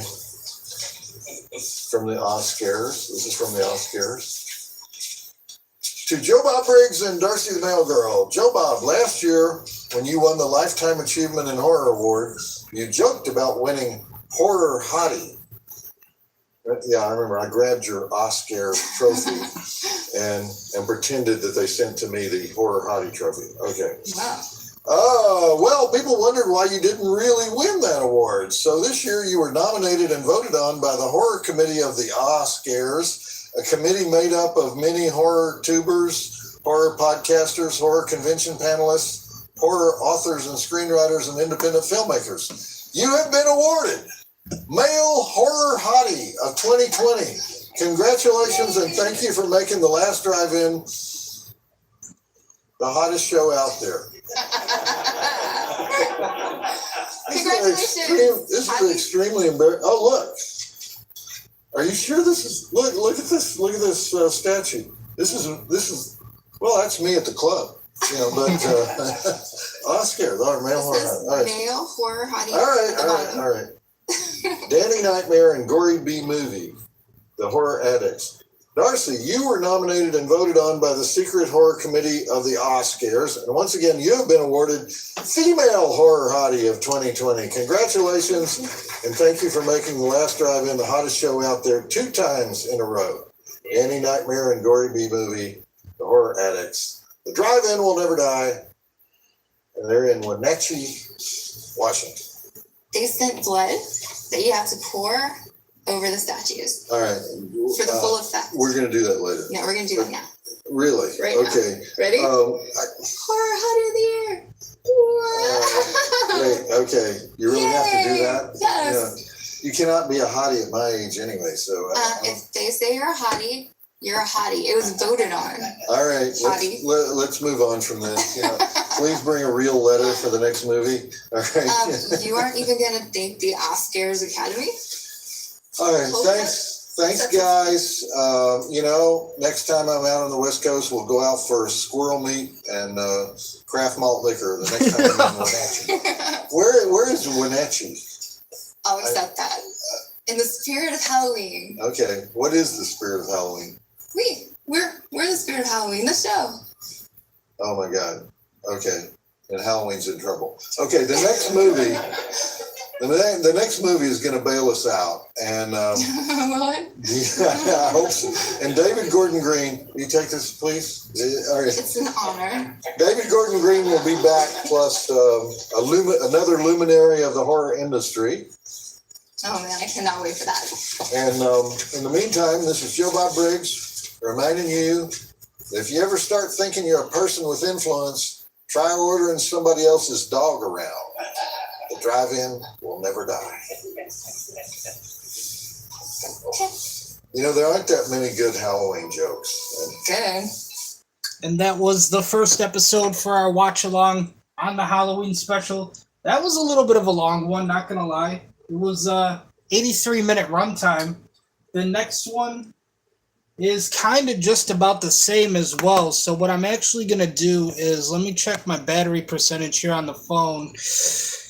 It might be okay.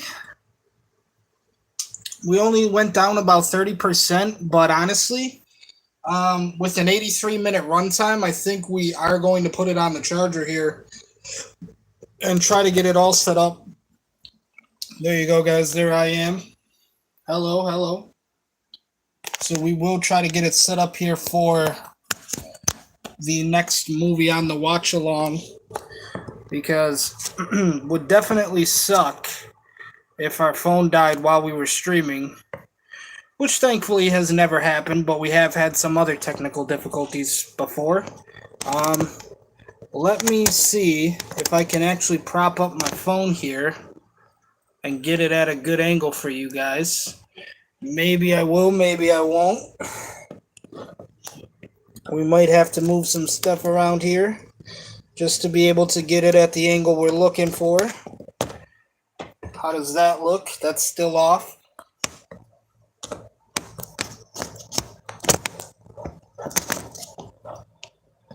But we will get it. Nonetheless, that definitely looks really lopsided on YouTube. So that's probably not going to happen.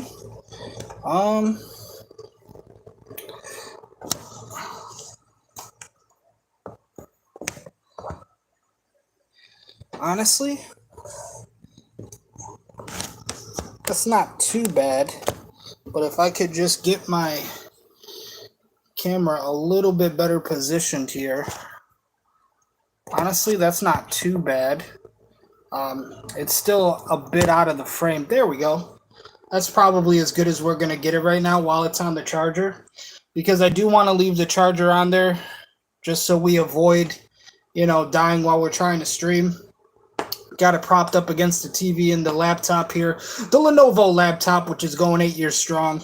Probably have to replace that soon too because it's been giving me some technical difficulties. But what I am going to do now is we are going to take about a 1.5 2-minute break. Okay. Turn on the lights here for you guys so you can check out the outfit. We got the Creep Show shirt on. There you go. There you see it. Pants. All the good stuff. There you go. So we are going to take about a 1.5 2-minute break. I'm going to get myself my final piece of ice cream cake upstairs. Hopefully you guys get yourselves a drink, maybe some snacks, and we will be right back for episode 2 on the Halloween special watch along here on the Last Drive-In with Joe Bob.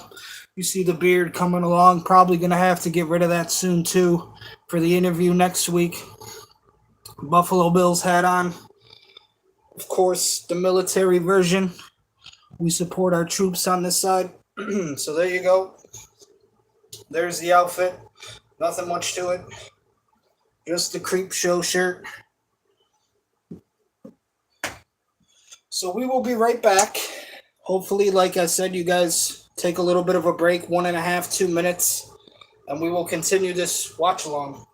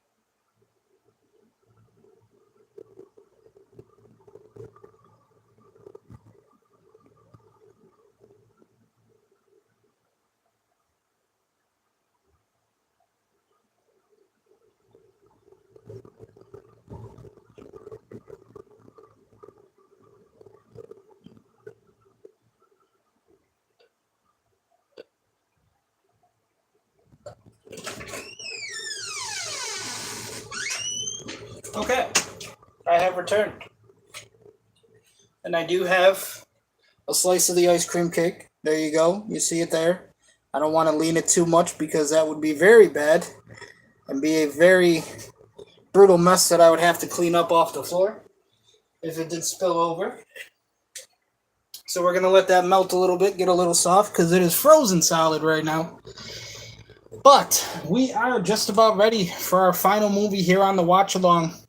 The Last Drive-In with Joe Bob, Season 12, 2021. This is the Halloween Hoedown, the Halloween special from The Last Drive-In with Joe Bob on Season 12. And the next movie Joe Bob is going to talk about is Terror Train. Now, this movie, or this episode also has an 83-minute runtime, so expect it to be just as long as our last episode. About an hour 20, hour 25 minutes maybe. So hopefully you guys are prepared for another kind of long episode. But at least no technical difficulties tonight. So ladies and gentlemen, ghosts and goblins, witches and wizards, vampires and werewolves.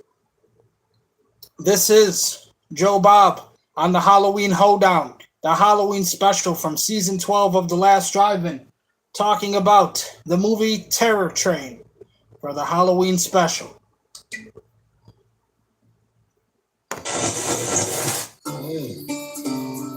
Okay, we are gonna pump it up now.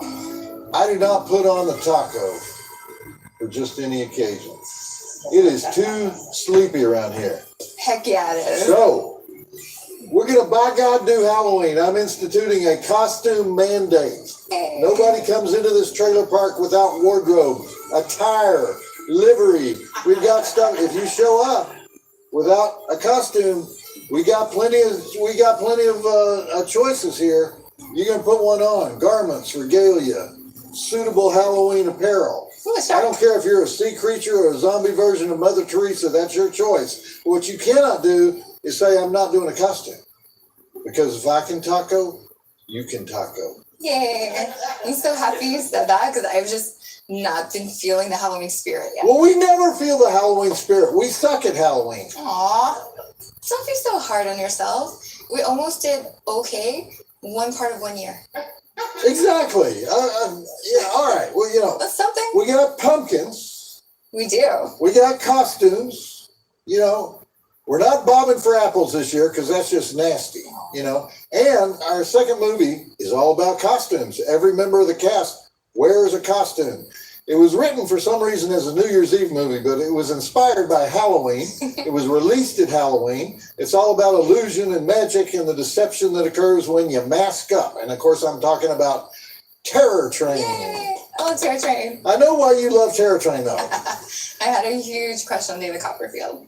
And this is David Copperfield's only acting role. He's been in other movies, but he's always playing himself in the other movies. This is an actual acting role. Oh man, he's so dreamy.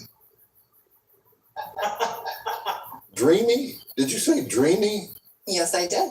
You used a word not spoken since Sandra Dee used it in Gidget Goes to Rome.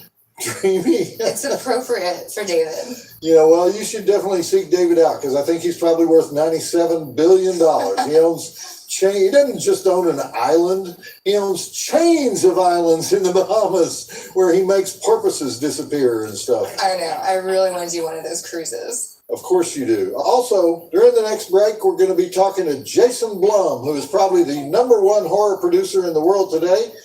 He's worth $97 billion more than David Copperfield. And we're going to ask him some probing questions about how he decides what gets made. Probing? Yeah, the questions have to be probing. You better be nice to Jason. You know what? I'm sure he will like the probing questions. He's a producer. Yeah. All right. We should have called this Serial Killer Night because we have 2 serial killer movies. Both of them came out during the slasher era. The next one is more of a traditional slasher. This is actually an early version of what I call the Jeffrey Dahmer slasher, where the killer dresses up in a fun costume. None of these movies pay much attention to the real Jeffrey Dahmer story. It's just that we all know Jeffrey dressed up like Bozo the Clown and did clown shows. And so screenwriters take that creep factor and they just run with it. The great thing about the Jeffrey Dahmer legend is that he decided to plead guilty. Remember that? So there was really no trial. The trial was really short. And so we didn't get any specific details. Bad for the TV movie version, and maybe for the big screen too, because he was so disgusting. As you know, somebody might have attempted a feature film. But another guy from Wisconsin. Why is it that all these guys are from Wisconsin? America's original cannibal monster, Ed Gein. He was a handyman from Plainfield, Wisconsin. They always made that distinction. He was a handyman, therefore he could use tools. He carved up the women and dressed them like deer and wore their body parts while he danced around in the moonlight. Ed Gein was the inspiration for Psycho, the Texas Chainsaw Massacre, Deranged, Silence of the Lambs. So just when we started to run out of Ed Gein material, up pops this new guy, and he's from Wisconsin. Somebody check the cheese, okay? Actually, it was after Jeffrey Dahmer that those articles started to pop up about serial killers, products of the 20th century. And you could hear people, shaking their heads, especially really old people saying, what is this world coming to? These people are out there multiplying. They are everywhere. They're hacking up bystanders left and right. What is this world coming to? But I got an answer for the question everybody's always asking about. Why were there no serial killers before the 20th century? Because whenever anybody says that, they're implying that something is wrong with the modern mind or the American mental health program. Now, one thing I do just want to add while Joe Bob is talking about this, he's saying America really never created the idea of serial killers until after Jeffrey Dahmer, okay?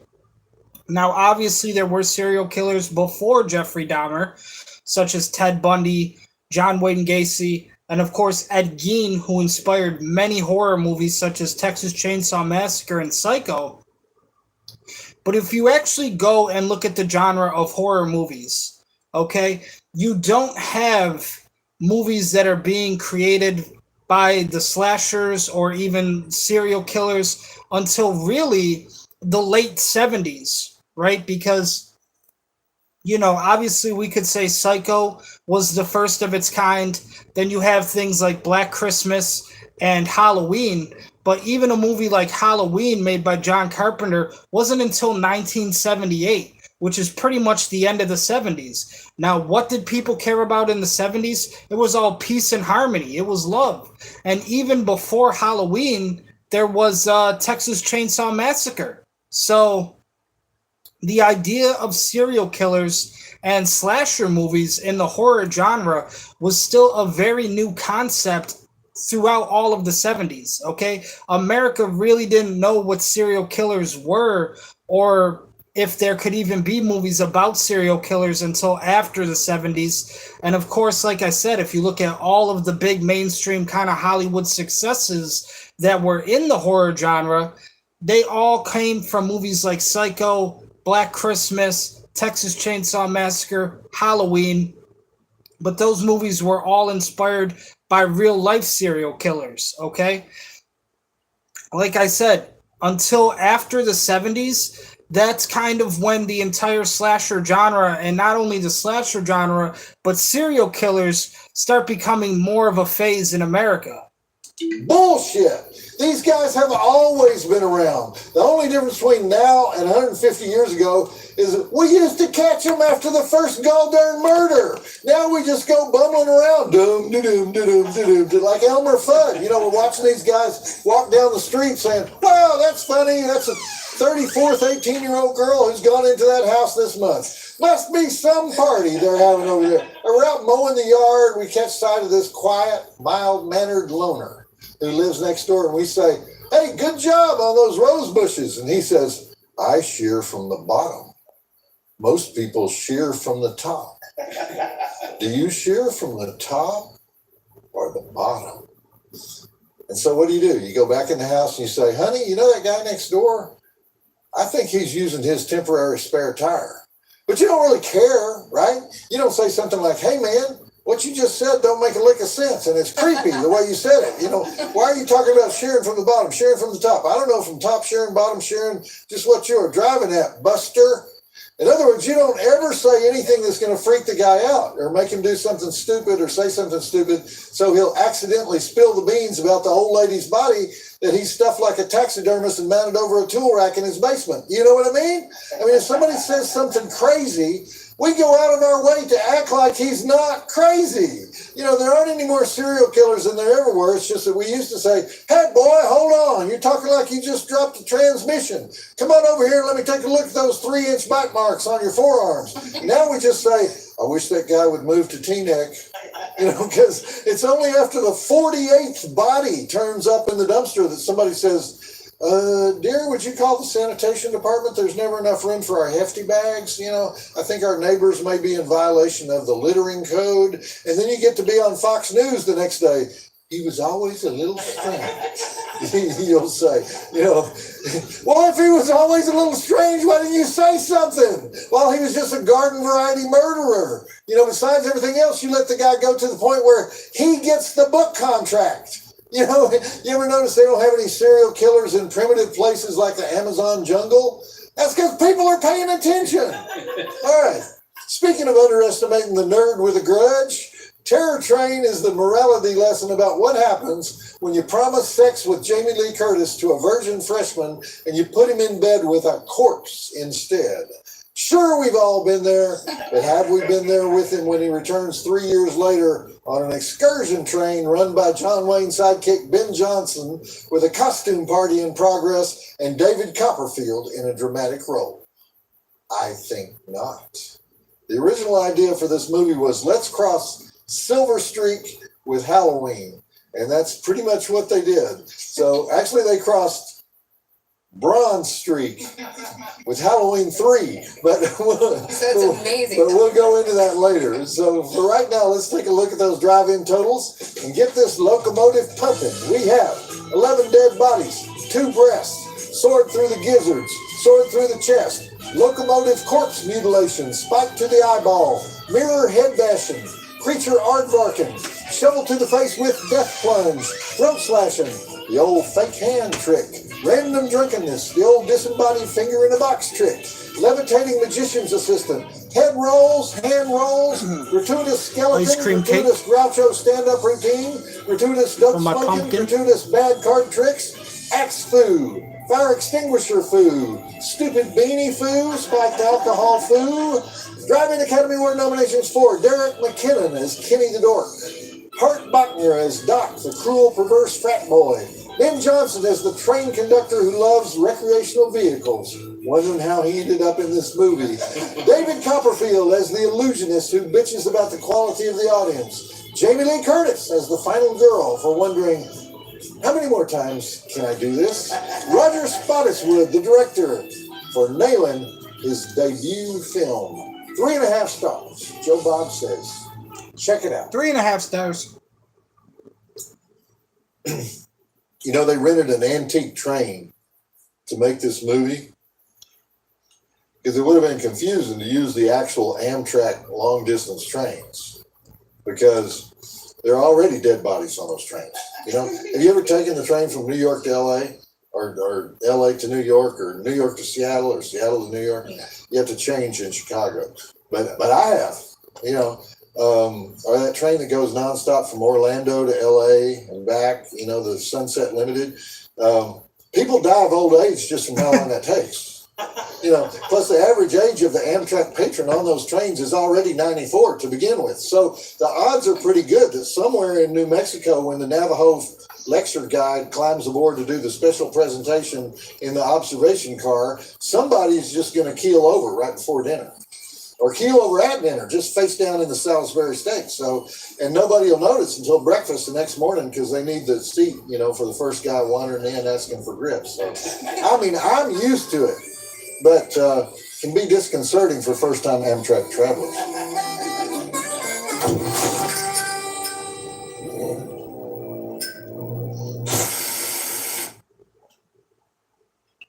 First segment break, 16 minutes.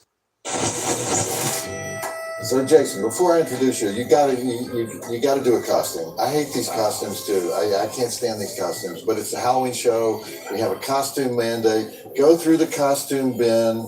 You know, Fair enough. mustache. Fair enough. Mustache. Fair enough. You know, we got stuff here. We don't take Halloween lightly here. I get it. I don't know You're what I the was last thinking. person that My people are really they're Take falling down on Halloween the job. Okay. Okay. Very sorry about that. Very sorry. About All right. The particular train that they're using in Terror Train was in an antique train museum in Connecticut, and they rented it to the movie, and they hauled it up the Amtrak Adirondack route to Montreal, because by filming in Montreal, they got these cool Canadian tax credits. And that's also one of the main reasons you may have noticed that Roger Spottiswoode is the director. He's Canadian, even though he grew up in the UK. And if you use Canadians in your movie, you got even more tax credits and rebates. So this was 1979 when the movie was filmed. And at the time, Roger Spottiswoode was known as Sam Peckinpah's editor. He was one of the few people who got along with Sam Peckinpah. So, and he understood Sam Peckinpah even when he was experiencing one of Sam Peckinpah's alcoholic binges. And so he edited 3 Peckinpah films, The Getaway, Straw Dogs, and Pat Garrett and Billy the Kid. And that connection is also how Ben Johnson ends up in the movie as the conductor, because Ben Johnson was a rodeo champion from Oklahoma who went to Hollywood in 1940 to be a horse wrangler for Howard Hughes. And then he stayed there working with animals on movies until one day John Ford asked him if he wanted to act.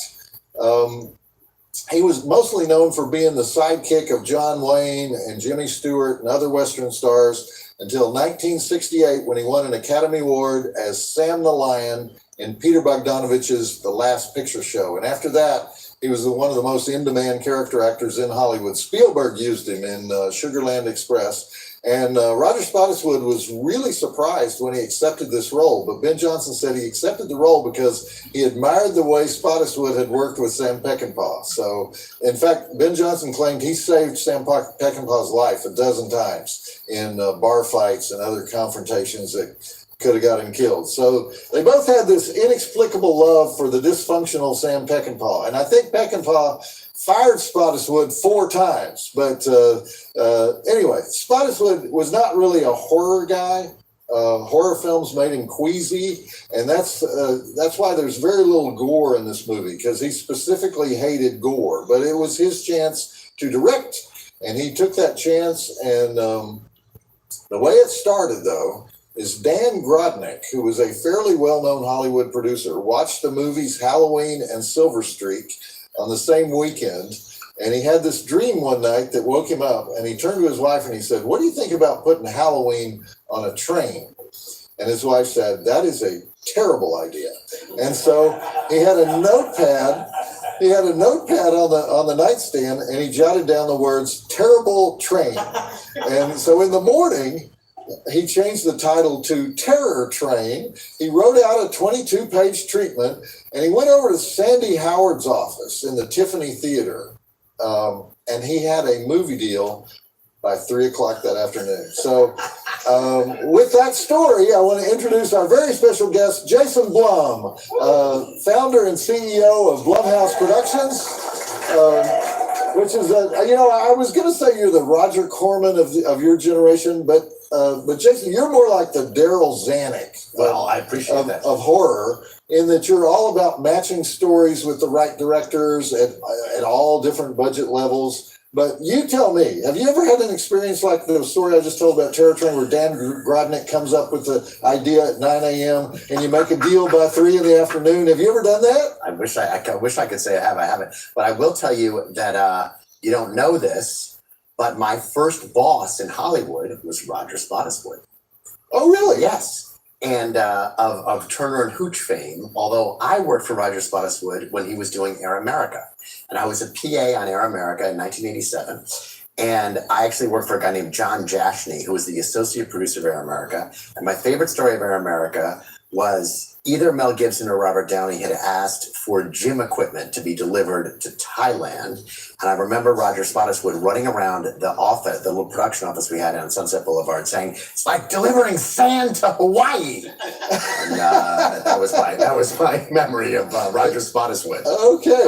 Well, a lot of these horror guys in the 70s and 80s, they seem kind of seat of your pants kind of guys, and the way they would make decisions. Sandy Howard, Roger Corman, those guys. I mean, they would say, "That sounds great. We'll figure out the details later." Now, is there any version of that wild and woolly indie film world that still exists today? Well, I think there is. I'm going to take this off because it's hurting my lip. Okay. I think there is. I think that low budgets take a lot of pressure off of filmmakers. And they can have more fun because there's not this weight of all this money spirit. But I still think there's a sense of experimentation, which we do on our movies, which I think is unusual for Hollywood, usually because the budgets are so high, people are scared to take risks. Right. And if you just are spending a little bit of money, you can take risks on all different things. You can kill the lead character at the end of the first act.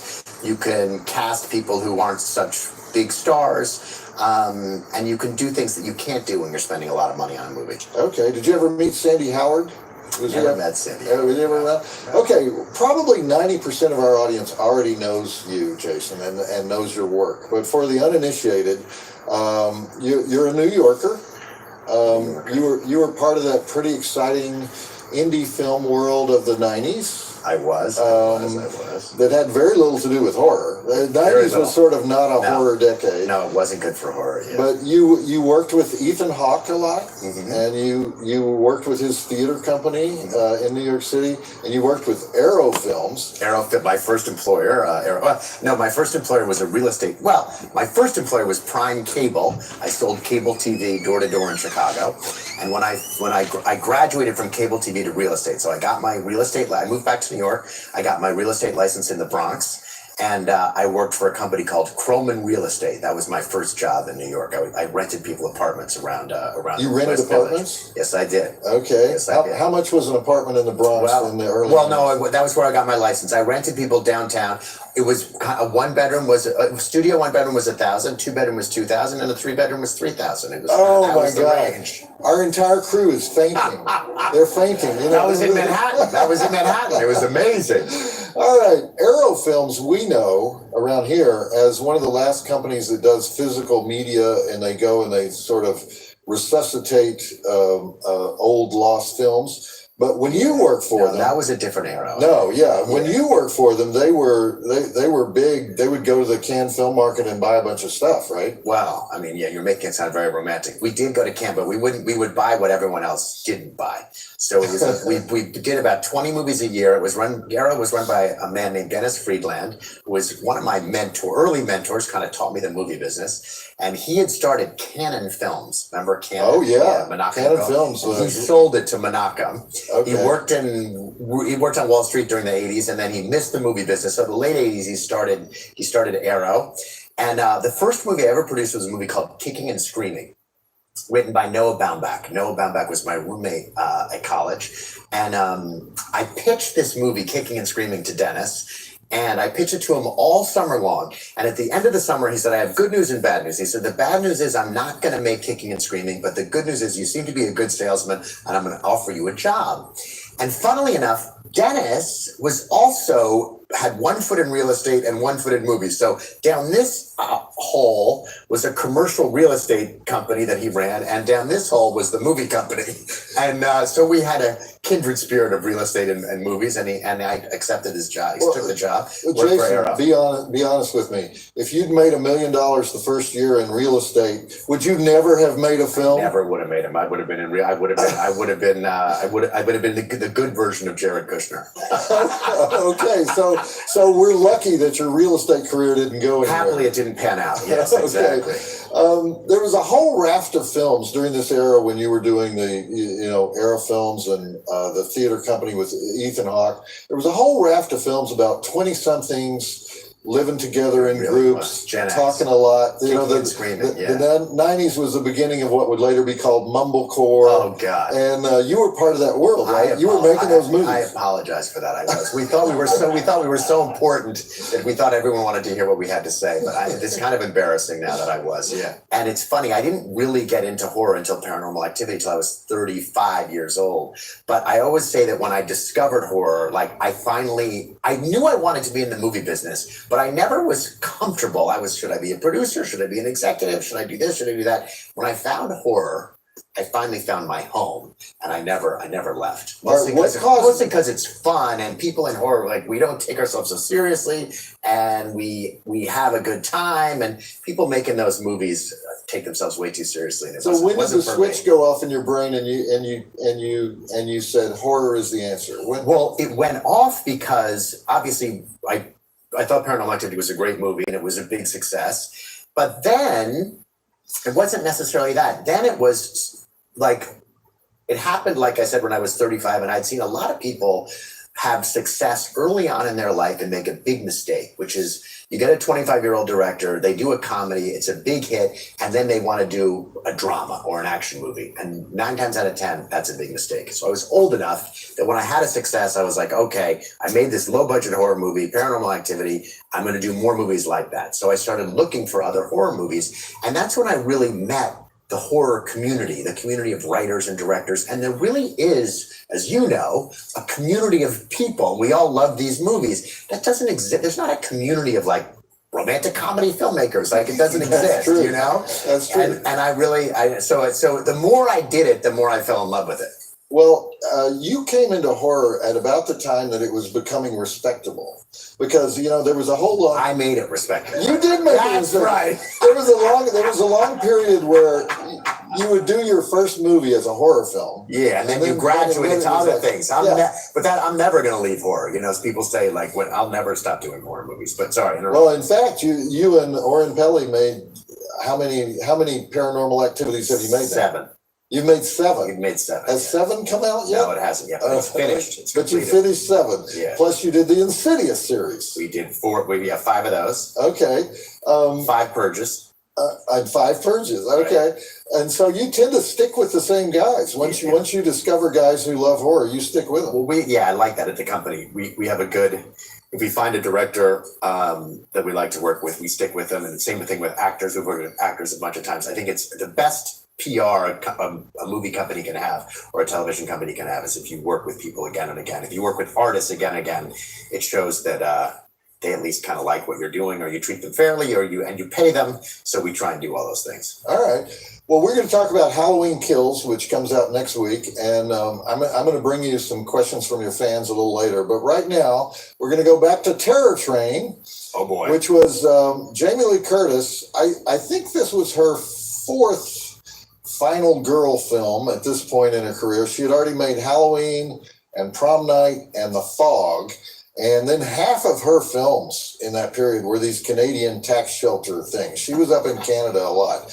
Okay, roll the film. Do people still go up to Canada to get the rebate money? They do. Do you go up there? Yeah, we shoot a lot of movies up there. So. Okay. You know what was scary for filmmakers, though? Back in 2008, a Canadian dollar was worth $1. And the film industry went, what? Why are you Canucks ripping us off?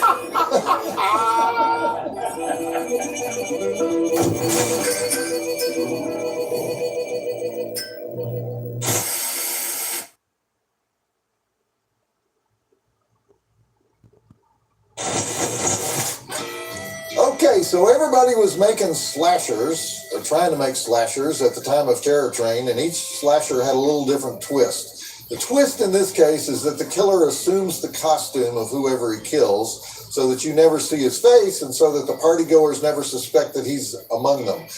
Even more surprising than Ben Johnson being in this movie is the cinematographer, John Alcott. He was very, very famous. He was Stanley Kubrick's camera guy. And he was generally given credit for shooting the most beautiful film ever made, Barry Lyndon, in 1975. But he was a legendary guy because he never used a light meter. He would look at the back of his hand to judge the light. And he was a big believer in natural light, even at night. He specifically used a camera that could supposedly film 1 candle power, which was the darkest image you can put on film. So a great guy for horror. Anyway, Alcott was a London East Ender who worked his way up in the camera department at Gainsborough Studios, where his father was an executive, started as a clapper boy. And then when Kubrick was shooting 2001: A Space Odyssey, his director of photography had to leave halfway through the shoot because the shoot took 2 years. And so Alcott was promoted straight from focus puller to head cinematographer. And then Kubrick used him again for A Clockwork Orange and Barry Lyndon and the film this audience will know best, The Shining. Now, why was he working on Terror Train? Because he wanted to move to the U.S., so he would take any American job. And he also shot My Bloody Valentine, Fort Apache the Bronx, The Beastmaster, Vice Squad, which we mentioned earlier, and another Roger Spottiswoode film, the one that was really his breakthrough film, Under Fire, with Nick Nolte and Gene Hackman. And he was just starting to get prestige assignments in America when he died suddenly of a heart attack at the age of just 55. So, Jason, now, you're an expert at getting A-list people like John Alcott, like David Gordon Green, to work in your movies. And Jamie Lee Curtis. And Jamie Lee Curtis for low wages. That's right. What is the secret to that? Our magic sauce is we actually pay them when they're owed money for back end. You know, it's a crazy idea. Back end, meaning they have a percentage of the movie. Well, yeah, but that's common in Hollywood. A lot of people get a percentage, but rarely do people pay it. So we do this wild thing where we make an agreement. We actually stick to the agreement. And I actually came up with this a long time ago. When I first started producing movies, the reason that so few people get paid is because you have a piece of the profits. And the definitions of a movie's profits, in the 2000, it was 10 pages. Now it's 150 pages in contract, which basically make the profits down to no matter how much the movie makes, there are no profits. So I did this thing at the very beginning of the company, right after Paranormal Activity. The next movie we made Insidious. And I said to the lawyers, who were very upset by this because if the contracts aren't long, as you know, they don't get paid. So I said, we're gonna take out the 25-page profit definition. We're gonna do something very simple. If the movie hits $50 million, the person gets $50,000 or $100,000 or whatever it is. If it's 55, they get another 50. If it's 60, they get another 50 or whatever it is. So that when they open Variety, in the old days when they opened it, they would see if the movie, what it would gross, and they would know they would get a check. And what I used to do, and I still do, I haven't done since COVID, but what I still do is we haven't had a movie released. If the minute the movie hit that box office level, I'd take a check for 50 grand. I'd film myself outside of FedEx. I filmed myself going to the FedEx, putting the check in the mail, which I did, and then I would email the little video of me to the actor or the director or the writer or the producer and say, this is coming tomorrow, and they'd get their check. Oh, and guess wow. what? People work with you again when you pay them. It's amazing. Oh, wow. See, I would love that. You know, I have a whole career of working with nightclub managers. And so, you know, if I ever had a nightclub manager who like went to the FedEx and took a picture of himself mailing a check, I would just have a heart attack. So, I have a theory that it's not really a theory, but it's like people complaining about paying third-party participants in your movies or paying a lot of taxes. If you're doing either one of those things, that means things are probably going very well for you. So I feel like if I'm paying other people, we're all winning together. Yeah. So I don't begrudge it. well, you know, there have been many famous lawsuits involving the big studios, Sure. you know, Paramount, Universal, all those studios, because they put studio overhead in the deal. Yeah. And so, as you say, there's never any profits. Do you think we're entering a period where the big studios don't matter so much anymore? You don't necessarily need them? No, we're ending in the opposite period. They're just not the big studios anymore. They're big tech companies. But Apple, Amazon, Netflix, Okay. They matter more than they're unfortunately even more powerful, much more powerful than the studios even used to. So we have a different array of overlords. And they're much more.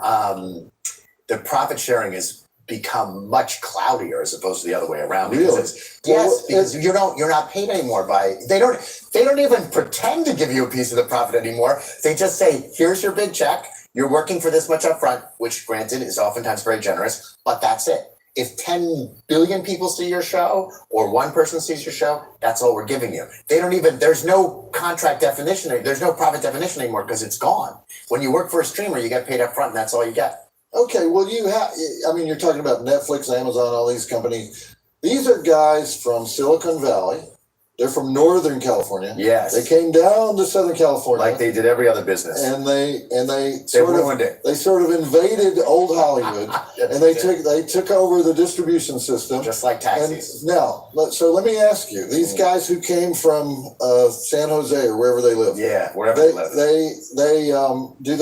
do they love movies? Do they care about movies? No, no, movies are widgets to them. No, they don't. Really? They don't. No. So it's just the same as selling groceries. But it's the same, exactly the same thing as selling groceries. They're selling toys. It's the same thing. They're widgets, but they do. They have come to appreciate people who do love movies. So when they first came to Hollywood, they just said, like they did in every other industry, with the truth, we do this better than everybody else. We don't need anyone else. We're gonna do this. That didn't work that well in Hollywood. So then what they did is they hired people from Southern California to work for them. They hired Hollywood insiders to work for them, and that worked a lot better. But don't a lot of those Hollywood insiders work for them for 4 years and get vested in their profits and then quit? Yeah, well, some do, but there are a lot still in there. There's still a lot still working for those guys. All right. Now, you call yourself, Jason, a micro-budget guy. You use that term in your bio. Now, but what do you call micro-budget? Because we have a thing called Mutant Fest in the summer. We had 2 excellent films this year that were both made for under $50,000. That's a whole other something else. Something tells me that's not what you mean by micro-budget, even though you have the original micro-budget horror film. That's $15,000. Which was $15,000. Yeah. So what do you mean by micro-budget? Micro-budget to me is if you take a stand. I get where you're coming from, but look, how we look at it is if you look at the Cineplex on your corner or in your mall, the average price of a studio movie release there is $70 million. Okay. And for me, anything under $10 million compared to that in a movie theater is much less. So that to me is micro budget, but maybe we should move to the term small budget.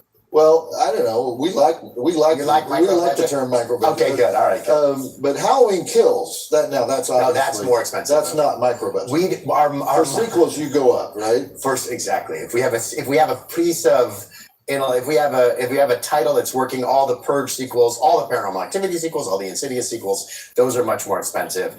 If we have a piece of known IP, that known intellectual property that already exists, those are more expensive. But our originals. All right. What about Get Out? That's a very successful original. 4.5. Okay, so under that 5 was micro. million. That was under 5 So million. under 5 million is your micro budget. Yeah, exactly. So Jason, you've become the go-to guy for indie projects, especially in horror.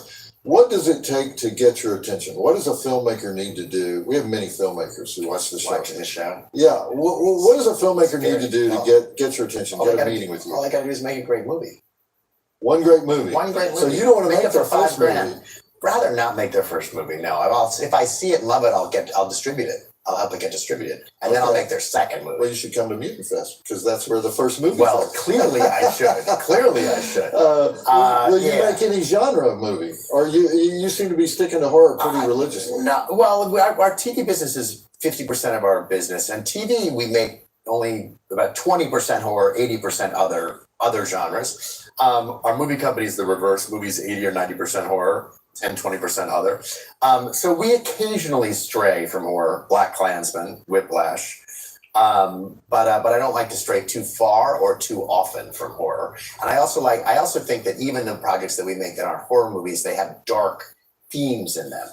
Obviously Black Klansman, obviously Whiplash. There's a darkness in those movies, even though they're not horror movies. Okay. All right. Well, I want to bring back David Gordon Green at the next break and get you guys talking about your creative process. But right now, we're going to go back to the best tax credit movie in Montreal for the year 1980. You know what I'm talking about? I'm talking about Terror Train. And I hope everybody enjoyed the extended scenes of Ben Johnson discussing the future of train travel with the engineer and his assistant. Ben Johnson, what's surprising about that is Ben Johnson does not like extra words in a script. Ben Johnson's philosophy was John Ford didn't need words. And most of the words in movies are unnecessary, which actually Ben Johnson never took an acting class, but most acting teachers would actually agree with him. So having him hold forth at great length on the virtues of recreational vehicles or whatever he was talking about probably did not sit well with Ben. Because he was a genuine cowboy from what is now a ghost town, 4 Acre, Oklahoma. But Ben actually left Hollywood at one point in his career because he wanted to go back to his rodeo career. This was 1953, and he became the world steer roping champion that year. But by 1954, he was back in Hollywood because asking John Ford if he had any work for him, because he discovered that steer roping champions don't make as much money as character actors, which would be something you do have to discover for yourself if you grow up in 4 Acre, Oklahoma.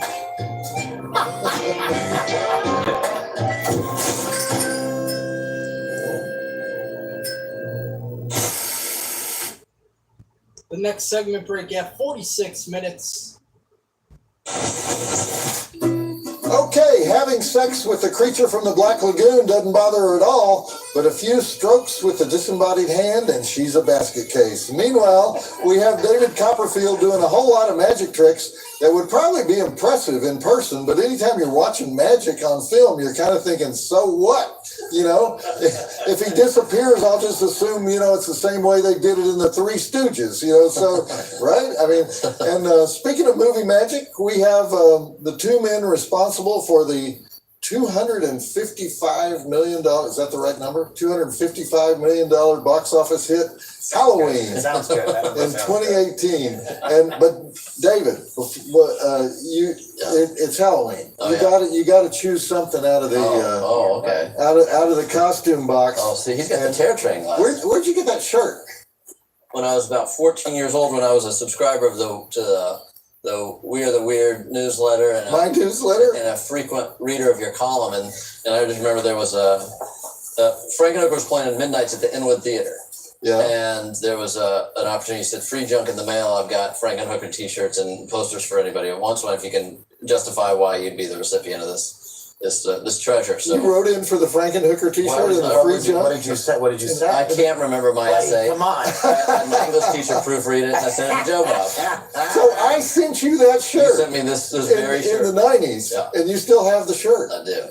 How often have you worn it since the 90s? Honestly, it was too large when I got it. I put it away in a nice box as a storage with some of my movie memorabilia. I worked at a movie theater in Dallas, and so I was always collecting shit. All right, And this is one of my treasures. Well, that counts as a costume. Yeah. That counts as a costume. All right. All right, Jason, why did you want to take a chance on Halloween with this guy when it had sort of been ruined It had been ruined by a bunch of lame ass sequels? I think there were 12, right? Plus Halloween. There was Halloween Kills is technically Halloween 11 or Halloween 12. Halloween 12, right? So there were Halloween 12. So there were 10 bad ones. The first one was good, obviously. Some people would say the second. I think Halloween 2 was good. Some people say the second one. So there were 10 bad movies, and then came David's, and I love the challenge of that. I love the idea of and everyone thought we were going to fall on our face. But I knew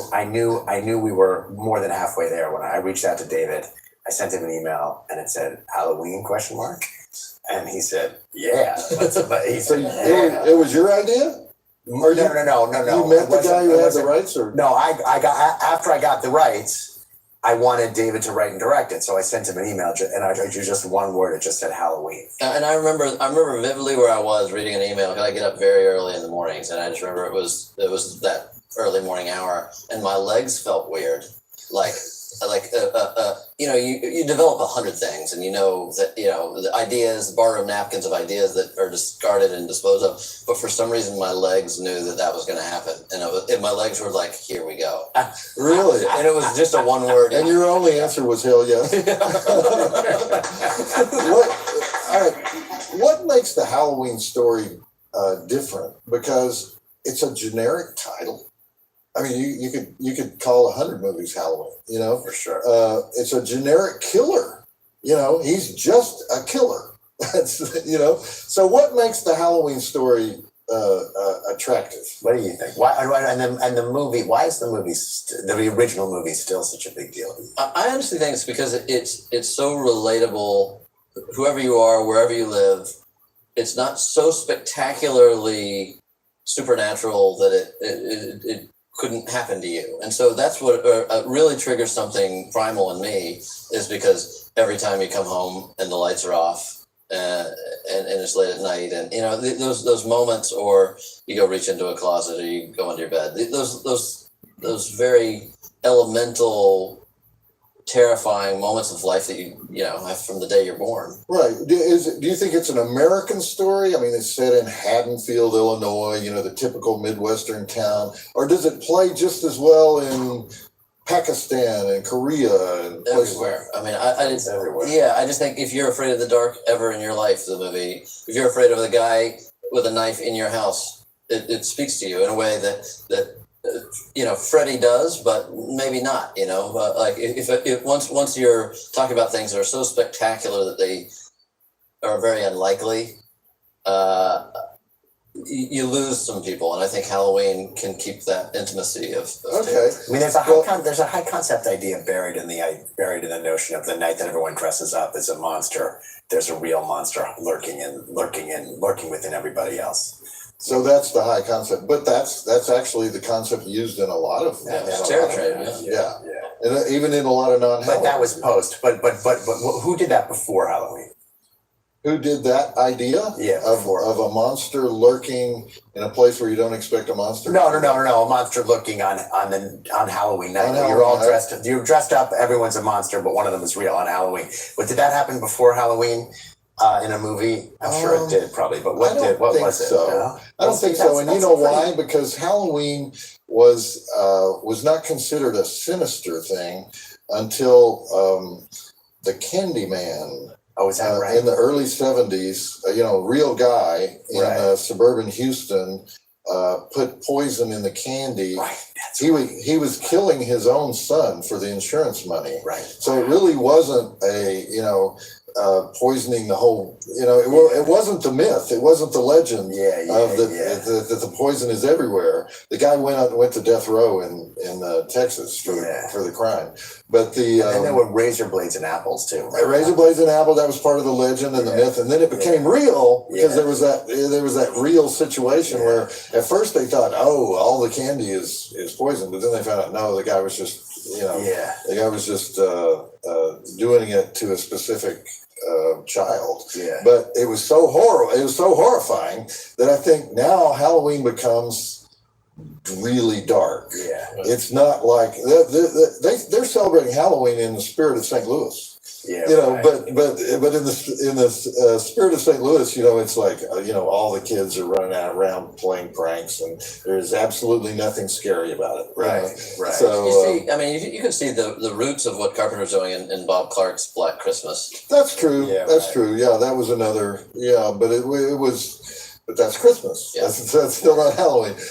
So you wrote the first one, and the first one you guys did together, and I assume you also wrote the next one, and you're writing the third one that you're going to do, right? Right. Yeah. So it had collaborated. Danny McBride and I collaborate on all three, and then we have different co-writers for each of the three to kind of bring a new perspective to each. Okay. So first meeting, where you're meeting with your collaborators. I mean, the question has got to be, what do we do with Michael Myers? Right. Right. Who is he, and how do we portray him? So what was the answer to that question?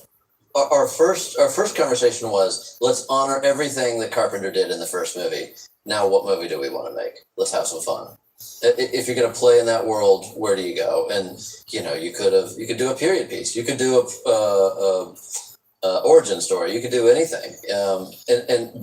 But for me, it was the idea of inviting people that weren't necessarily familiar with the 1978 film. So trying to create something that's its own unique story that's related to that mythology.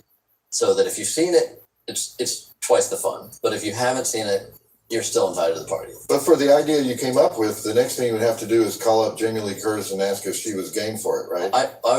We had written a draft that we were very proud of before we went to her. We sculpted that to think that's the way to, because she was publicly and vocally not interested in contributing anymore to the franchise. So we thought we had to go in there with an arsenal of creative work to be able to show why we were the story to bring Laurie Strode back into the action. So that's a lot of work if she says no, right? Oh yeah. Well, I mean, then you if go, she said no, would you go to another actress? or you do Laurie reinvent Strode? how it's not about Laurie Strode, it's about her cousin Betty.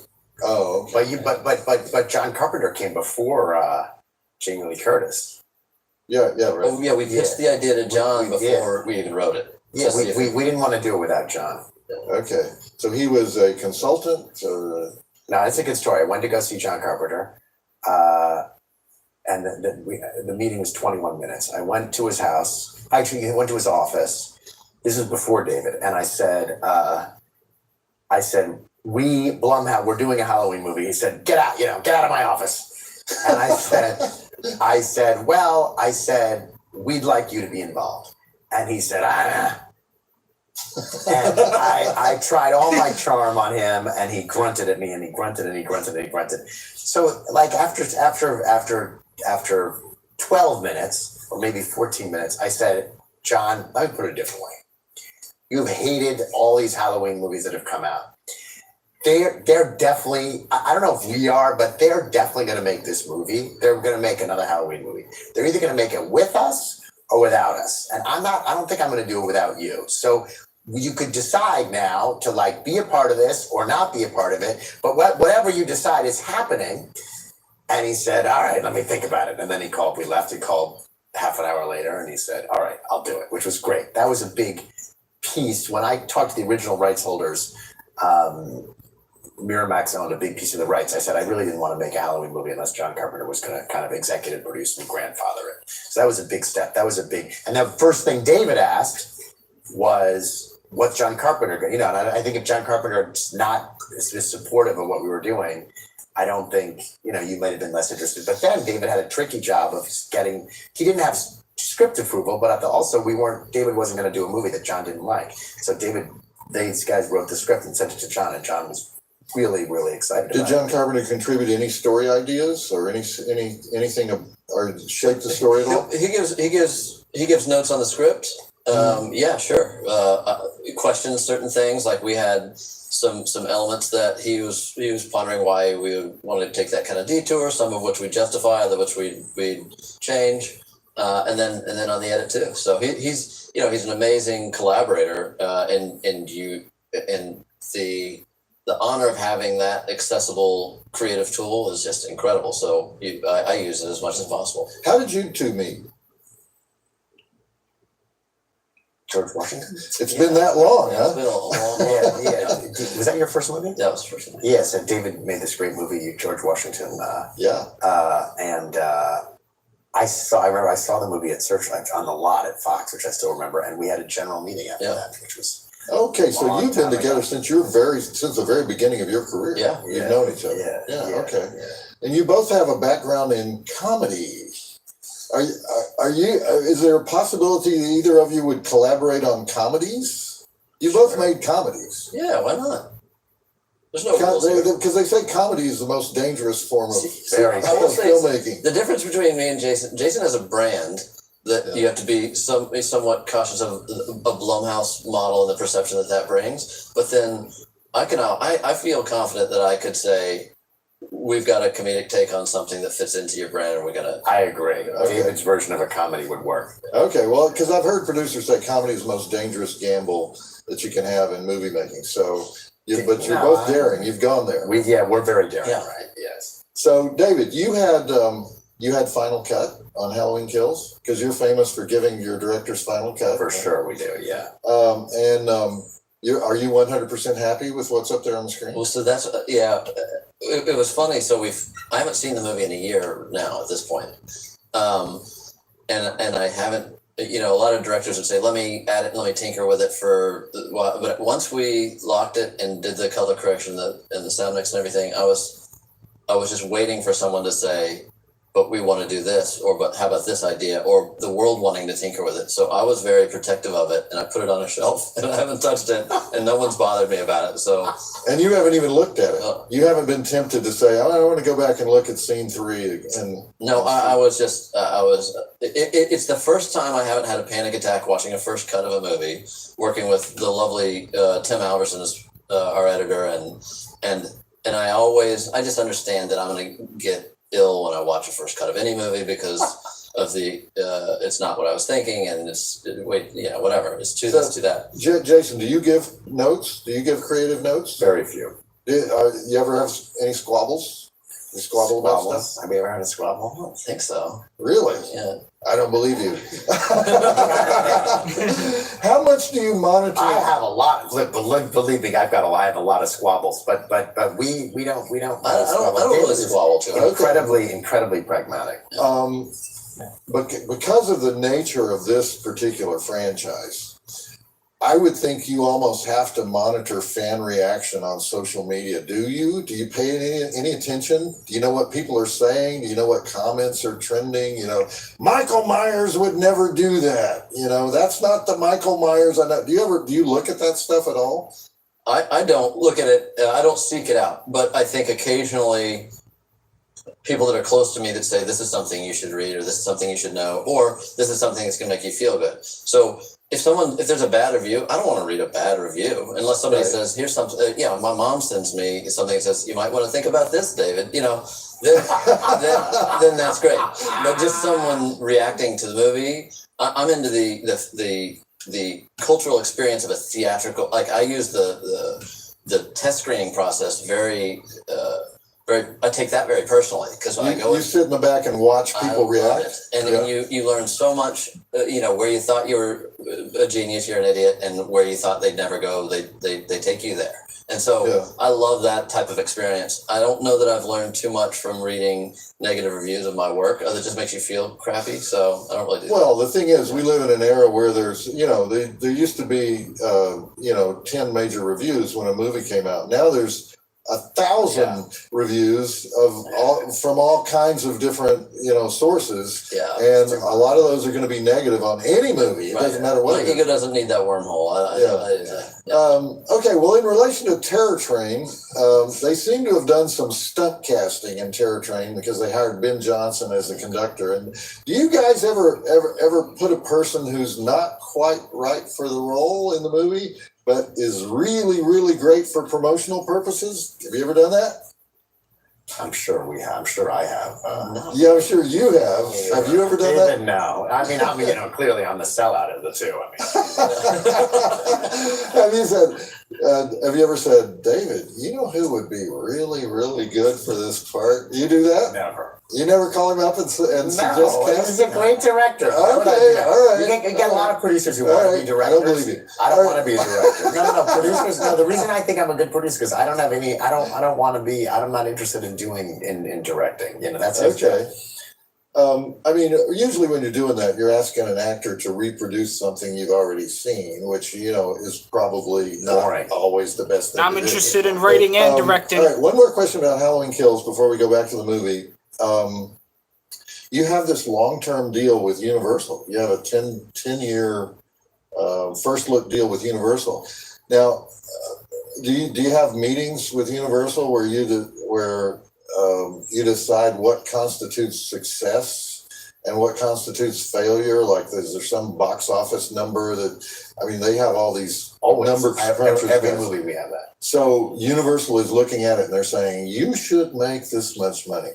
No, I do it myself. You do it? Yeah, I look at it and I say, this would be a single, this would be a double, this would be a home run. Yeah. Okay. Yeah, I know that. We know that before every movie opens. Are you disappointed if you get a single? Always. But if we strike out, I'm really disappointed. That single is better than striking out. Single means you make a little bit of money. But there's not a lot, but there's a few movies where we've lost money. Those are really, I'm very disappointed by those. Okay. Yeah, that's a terrible feeling.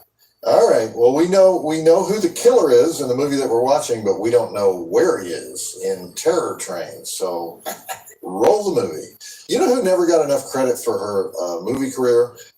Vanity. who plays the belly dancer in Terror Train. You know, they always just call her the protege of Prince because she was in that all-girl group that Prince created. But she was probably in this movie because she was Canadian, because she was from Niagara Falls on the Canadian side. But she would go on to make two other movies, The Last Dragon and Action Jackson, that really showed a lot of range. So the strangest thing I've ever heard about her, though, is that she became an evangelist in her later life. She disavowed everything that she'd ever done in media. Prince had given her advice on her stage name, and he actually said her stage name should be Vagina. She did not agree, but That would have gotten a lot of attention. well, that probably would have been a draw at the revival tent for sure. For sure, definitely there.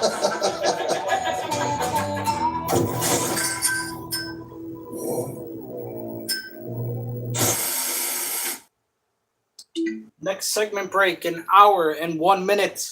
Blumhouse, if you're listening, I'm interested in being a writer and a director. I do love horror movies as well. Looking to make one someday. Now, what I do want to do real quick is just turn on my little ghost and bats and pumpkin lights again. They've been going since I was streaming Dead Space earlier today, so as you can see now, they've definitely shut off, so I'm just going to turn those back on.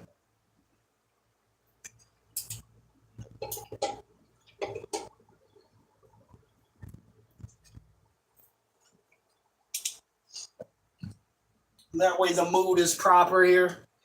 We got the lights on in the video as well, which is always nice. And what I do want to do as well is just relight my candle as well. Apple cinnamon candle here for the holidays. I do have a pumpkin spice one, which I'm going to bring out soon. There we go. So we have about, let's see here, probably like another 50 minutes still in this episode, possibly. We're at about 56. So probably like another 50 minutes, because it does go to like an hour 20. And so the murders accelerate, and this is the third time that Doc keeps undermining Mo with his girlfriend and telling him, "You'll always have me," indicating Doc is more interested in Mo than he is in his own girlfriend or any other woman. These are very loose relationship situations in this movie, because apparently Alana also feels comfortable making eyes at David Copperfield even while she's searching for her man. So meanwhile, we have here with us two experts on horror, Jason Blum and David Gordon Green. And what do you think of the Terror Train script, David? What do I think about it? Yeah. I think it's fun just to put an ensemble together in these high. I mean, it's like, to me, it's like Under Siege too. Like, how do you take a concept that's kind of a pre-existing slasher movie and then put it in a new environment, and it's Die Hard on a Train or whatever the pitch going into it was. Right. And I think it's super. Yeah, actually, Halloween on a Train is exactly what they're doing. All right, we're going to do the lightning round with you guys. So we have asked our fans. And Darcy has been talking to our fans on social media, and they're sending in their questions about the Halloween franchise. And now some of our fans can be smartasses, so just keep that in mind. Although usually when it sounds like they're being a smartass, they're just so far into the weeds on Halloween lore that they sound like smartasses, but they're just very, very convinced that they've discovered something that no other fanboy knows. Okay, so all right, okay, so here we go from Michael Roche. Why are the masks from Halloween 3 in the film? I assume he means the new film. In the trailer, we seem to be seeing the masks from the very controversial third Halloween movie, Halloween 3. Right. Well, Danny McBride and I are big fans of Season of the Witch and think that You are? Yeah. Love it. And so it's just our Easter egg. We did it in the original film. Some kids run by in their silver shamrock outfits, and then here we take it to the next level, and they're a little bit more featured for some of Michael's art projects. Okay. Yeah. Now, Halloween 3 was the one that sort of broke up the partnership between Mustafa Akkad and John Carpenter, isn't that right? It's like John Carpenter wanted to go towards more in the Halloween 3 direction, and Right, make Mustafa more of an Akkad, anthology type of. and Mustafa Akkad said, no, you got to have Michael Myers in the movie, you got to have Dr. Loomis in the movie, and they kind of like parted ways. But Who directed the third movie? This, Third movie? but you're a Halloween 3 supporter. was Tommy Wallace, right? Who Second, directed the third. Yeah, right. The third one. Who directed Yeah, I it? think it was the production designer. Yeah. And then the fourth one was Dwight Little came in. Got it. And then that's when they brought back Loomis or Don Yeah. Pleasance. And But you're a fan of Halloween 3. I love Halloween 3. But I Okay. mean, it's a different thing. I mean, it's not Yeah, yeah. No, it's Michael completely story. different. It's Okay. So it's an Easter egg for the fans, is the answer. it's an Easter egg for the fans, yeah. Okay. But it's also, I get to relive my childhood fantasy and recreate these masks and put them on, and I get to geek out a little bit. So Okay. That's fun. it's an Easter egg for me. What is Michael Myers? Is he human? That's from Austin. Is he human? He is human. He is human. Yeah. It's not a supernatural story. Like Jason tends to become supernatural in the Friday the 13th as the story progresses. Is there a difference between impossible and supernatural? What are you saying that he does impossible I think he does things? spectacular things, but I don't think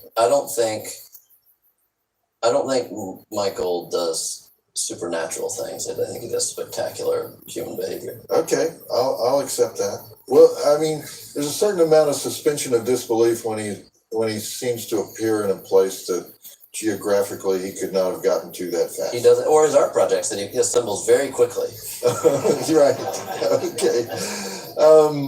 The Misfit Movie Maniac asked this question: why did you change the brother-sister dynamic in Halloween 2018? If they're no longer blood related, why is he still after Laurie and her family?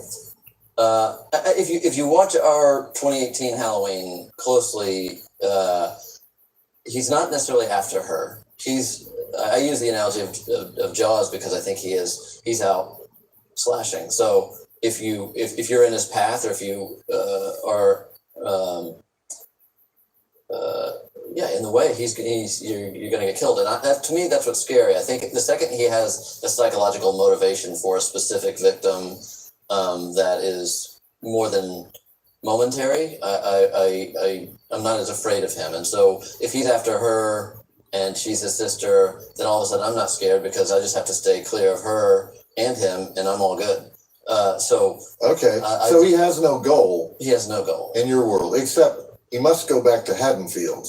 He does have some kind of inner GPS that sends him back to Haddonfield. He has some. I think he does have a little radar. Just he's got that. That shark sense that he has certain things. And in Halloween Kills, will explore some of his not motivation, but how the radar informs him. Okay. Jonathan Wilson asked, with a year passing from the original release date, did you go back and do reshoots or make other changes? I think we already answered this.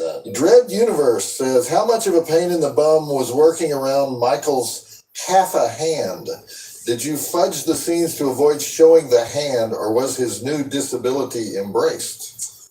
So Michael gets shot in his left hand and loses a couple of digits.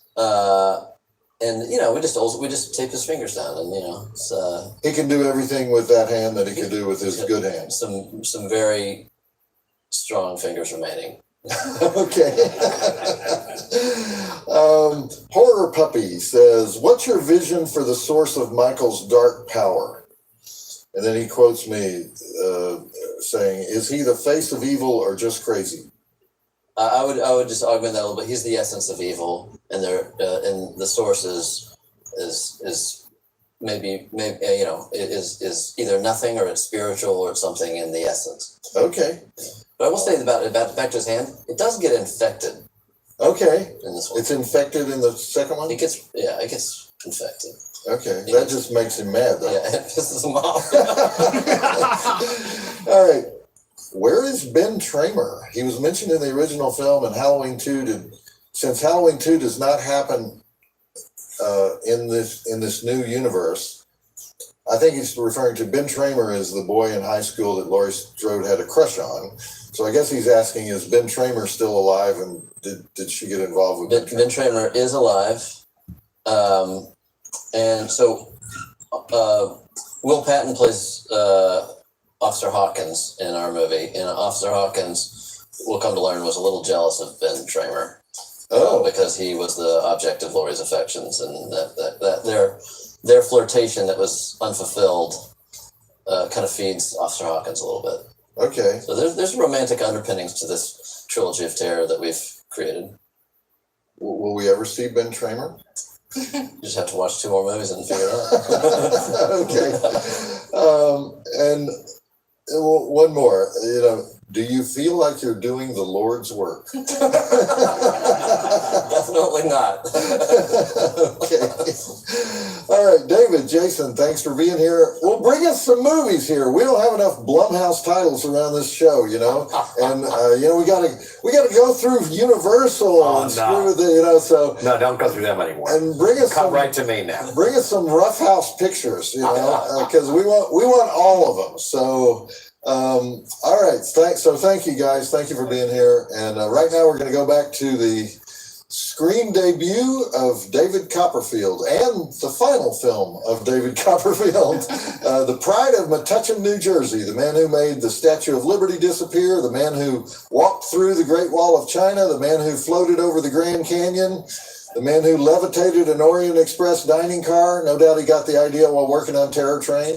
And the man who not only has a star on Hollywood Boulevard, but he has his own category. David Copperfield is the only star that's not film, television, or radio. He's live events. They created that category just for David Copperfield. So, okay, roll the film. David decided he didn't really like movies. He wasn't in total control of his environment. And so, who's in total control between you guys? Who's in total control? We're both out of control. We're both out of control. No, David's in control. David's in creative control. Have you ever gotten irritated, David, and called him the suit? You ever said he's the suit? Do I look like a suit? No. Come on. You gotta. He was wearing a sombrero. You gotta be afraid somebody's gonna call you the suit, though, right? I only when I'm wearing these. Let's do the reverse. Have you ever called David the talent? I'm sorry, I'm talking to the talent. Talking to the talent. No, you're really hoping for it. They don't have a figure on your show. No, when I first heard that, I used to think that was a compliment when they would call you the talent. Meaning the talented guy. When actually it means that annoying actor, right? The talent.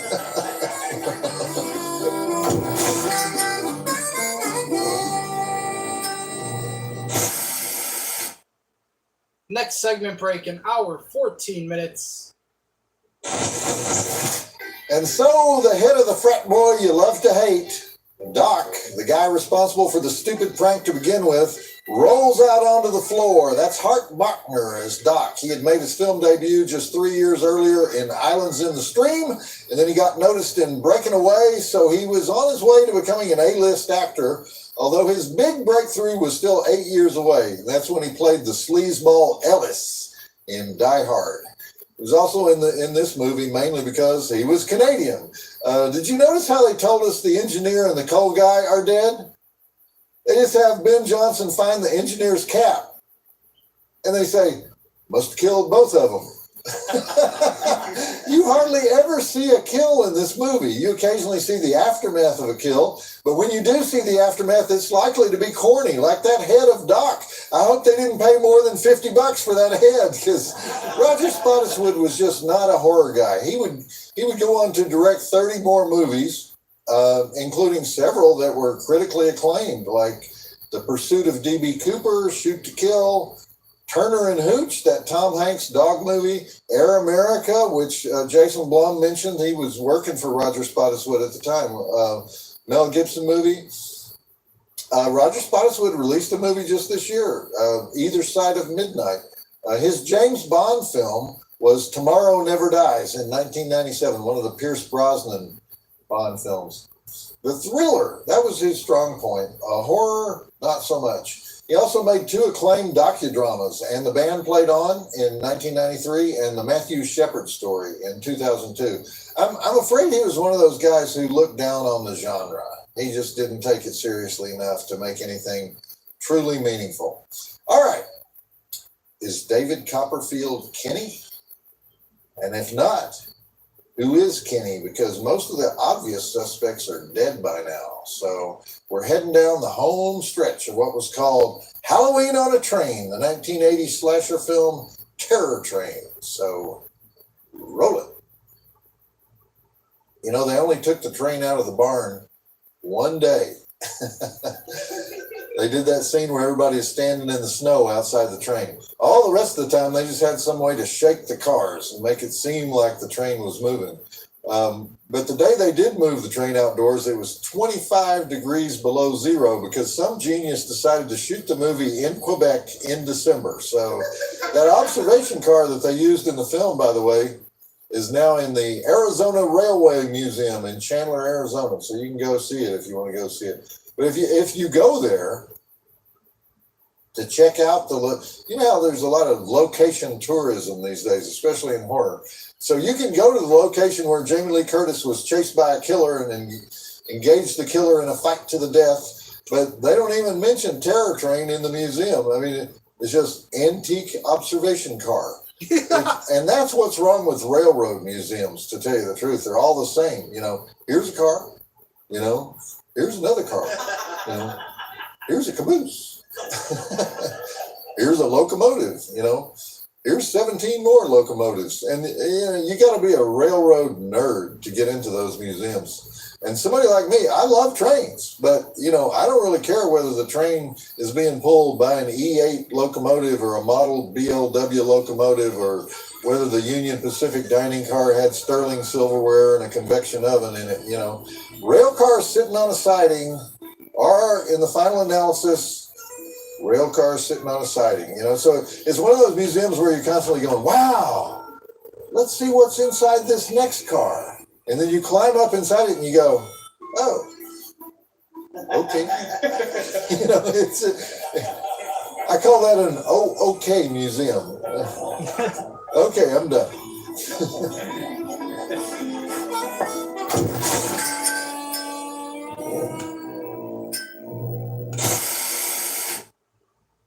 And this is after the end credits of Terror Train. You know, you got to give him credit for that final spectacular kill of Kenny when he plunges into the icy river. That was an actor named Derek McKinnon. He was a drag queen from Nova Scotia who had been performing in Montreal clubs for a while. In fact, he was part of a female impersonator troupe that traveled around Canada.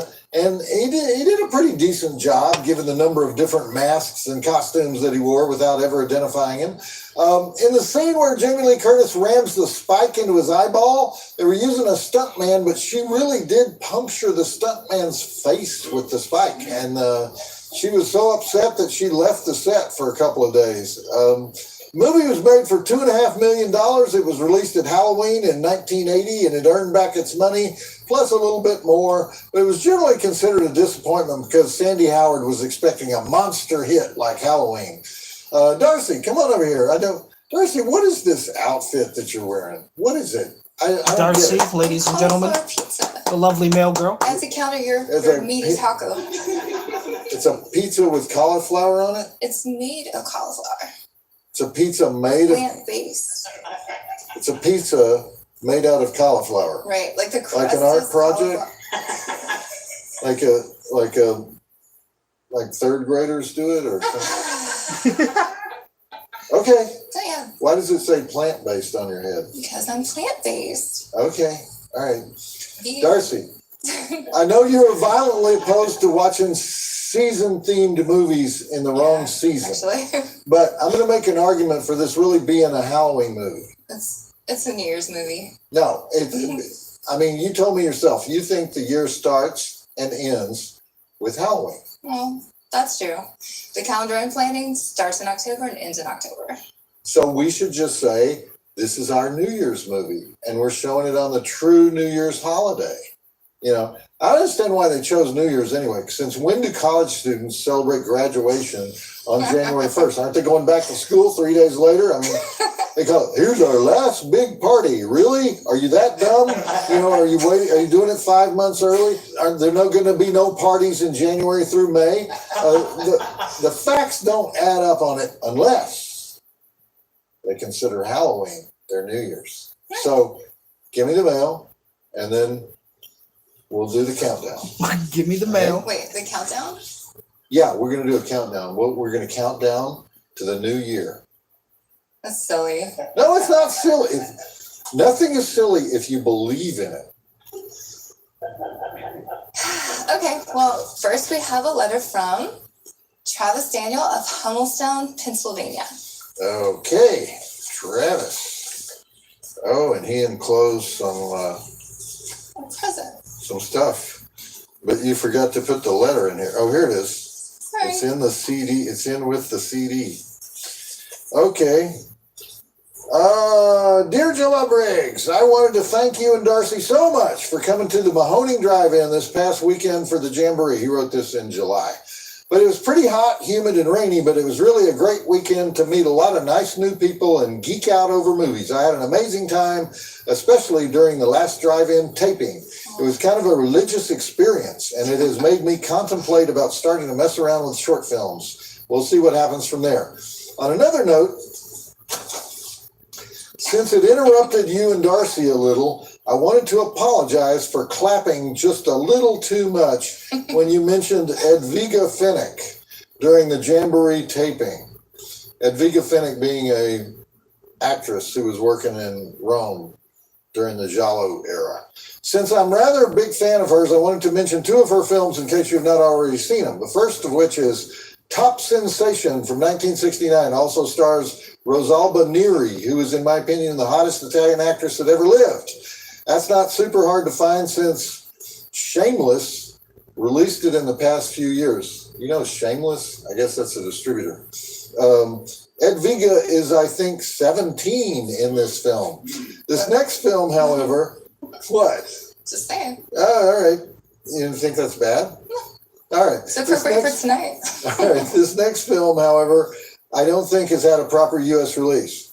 It's Cattivi Pensieri, also known as Evil Thoughts from 1976, a sex comedy that, in my humble opinion, a pretty damn good film portraying just how crazy our inner thoughts can make us. I've included a burned copy of the English dubbed bootleg, and indeed he did.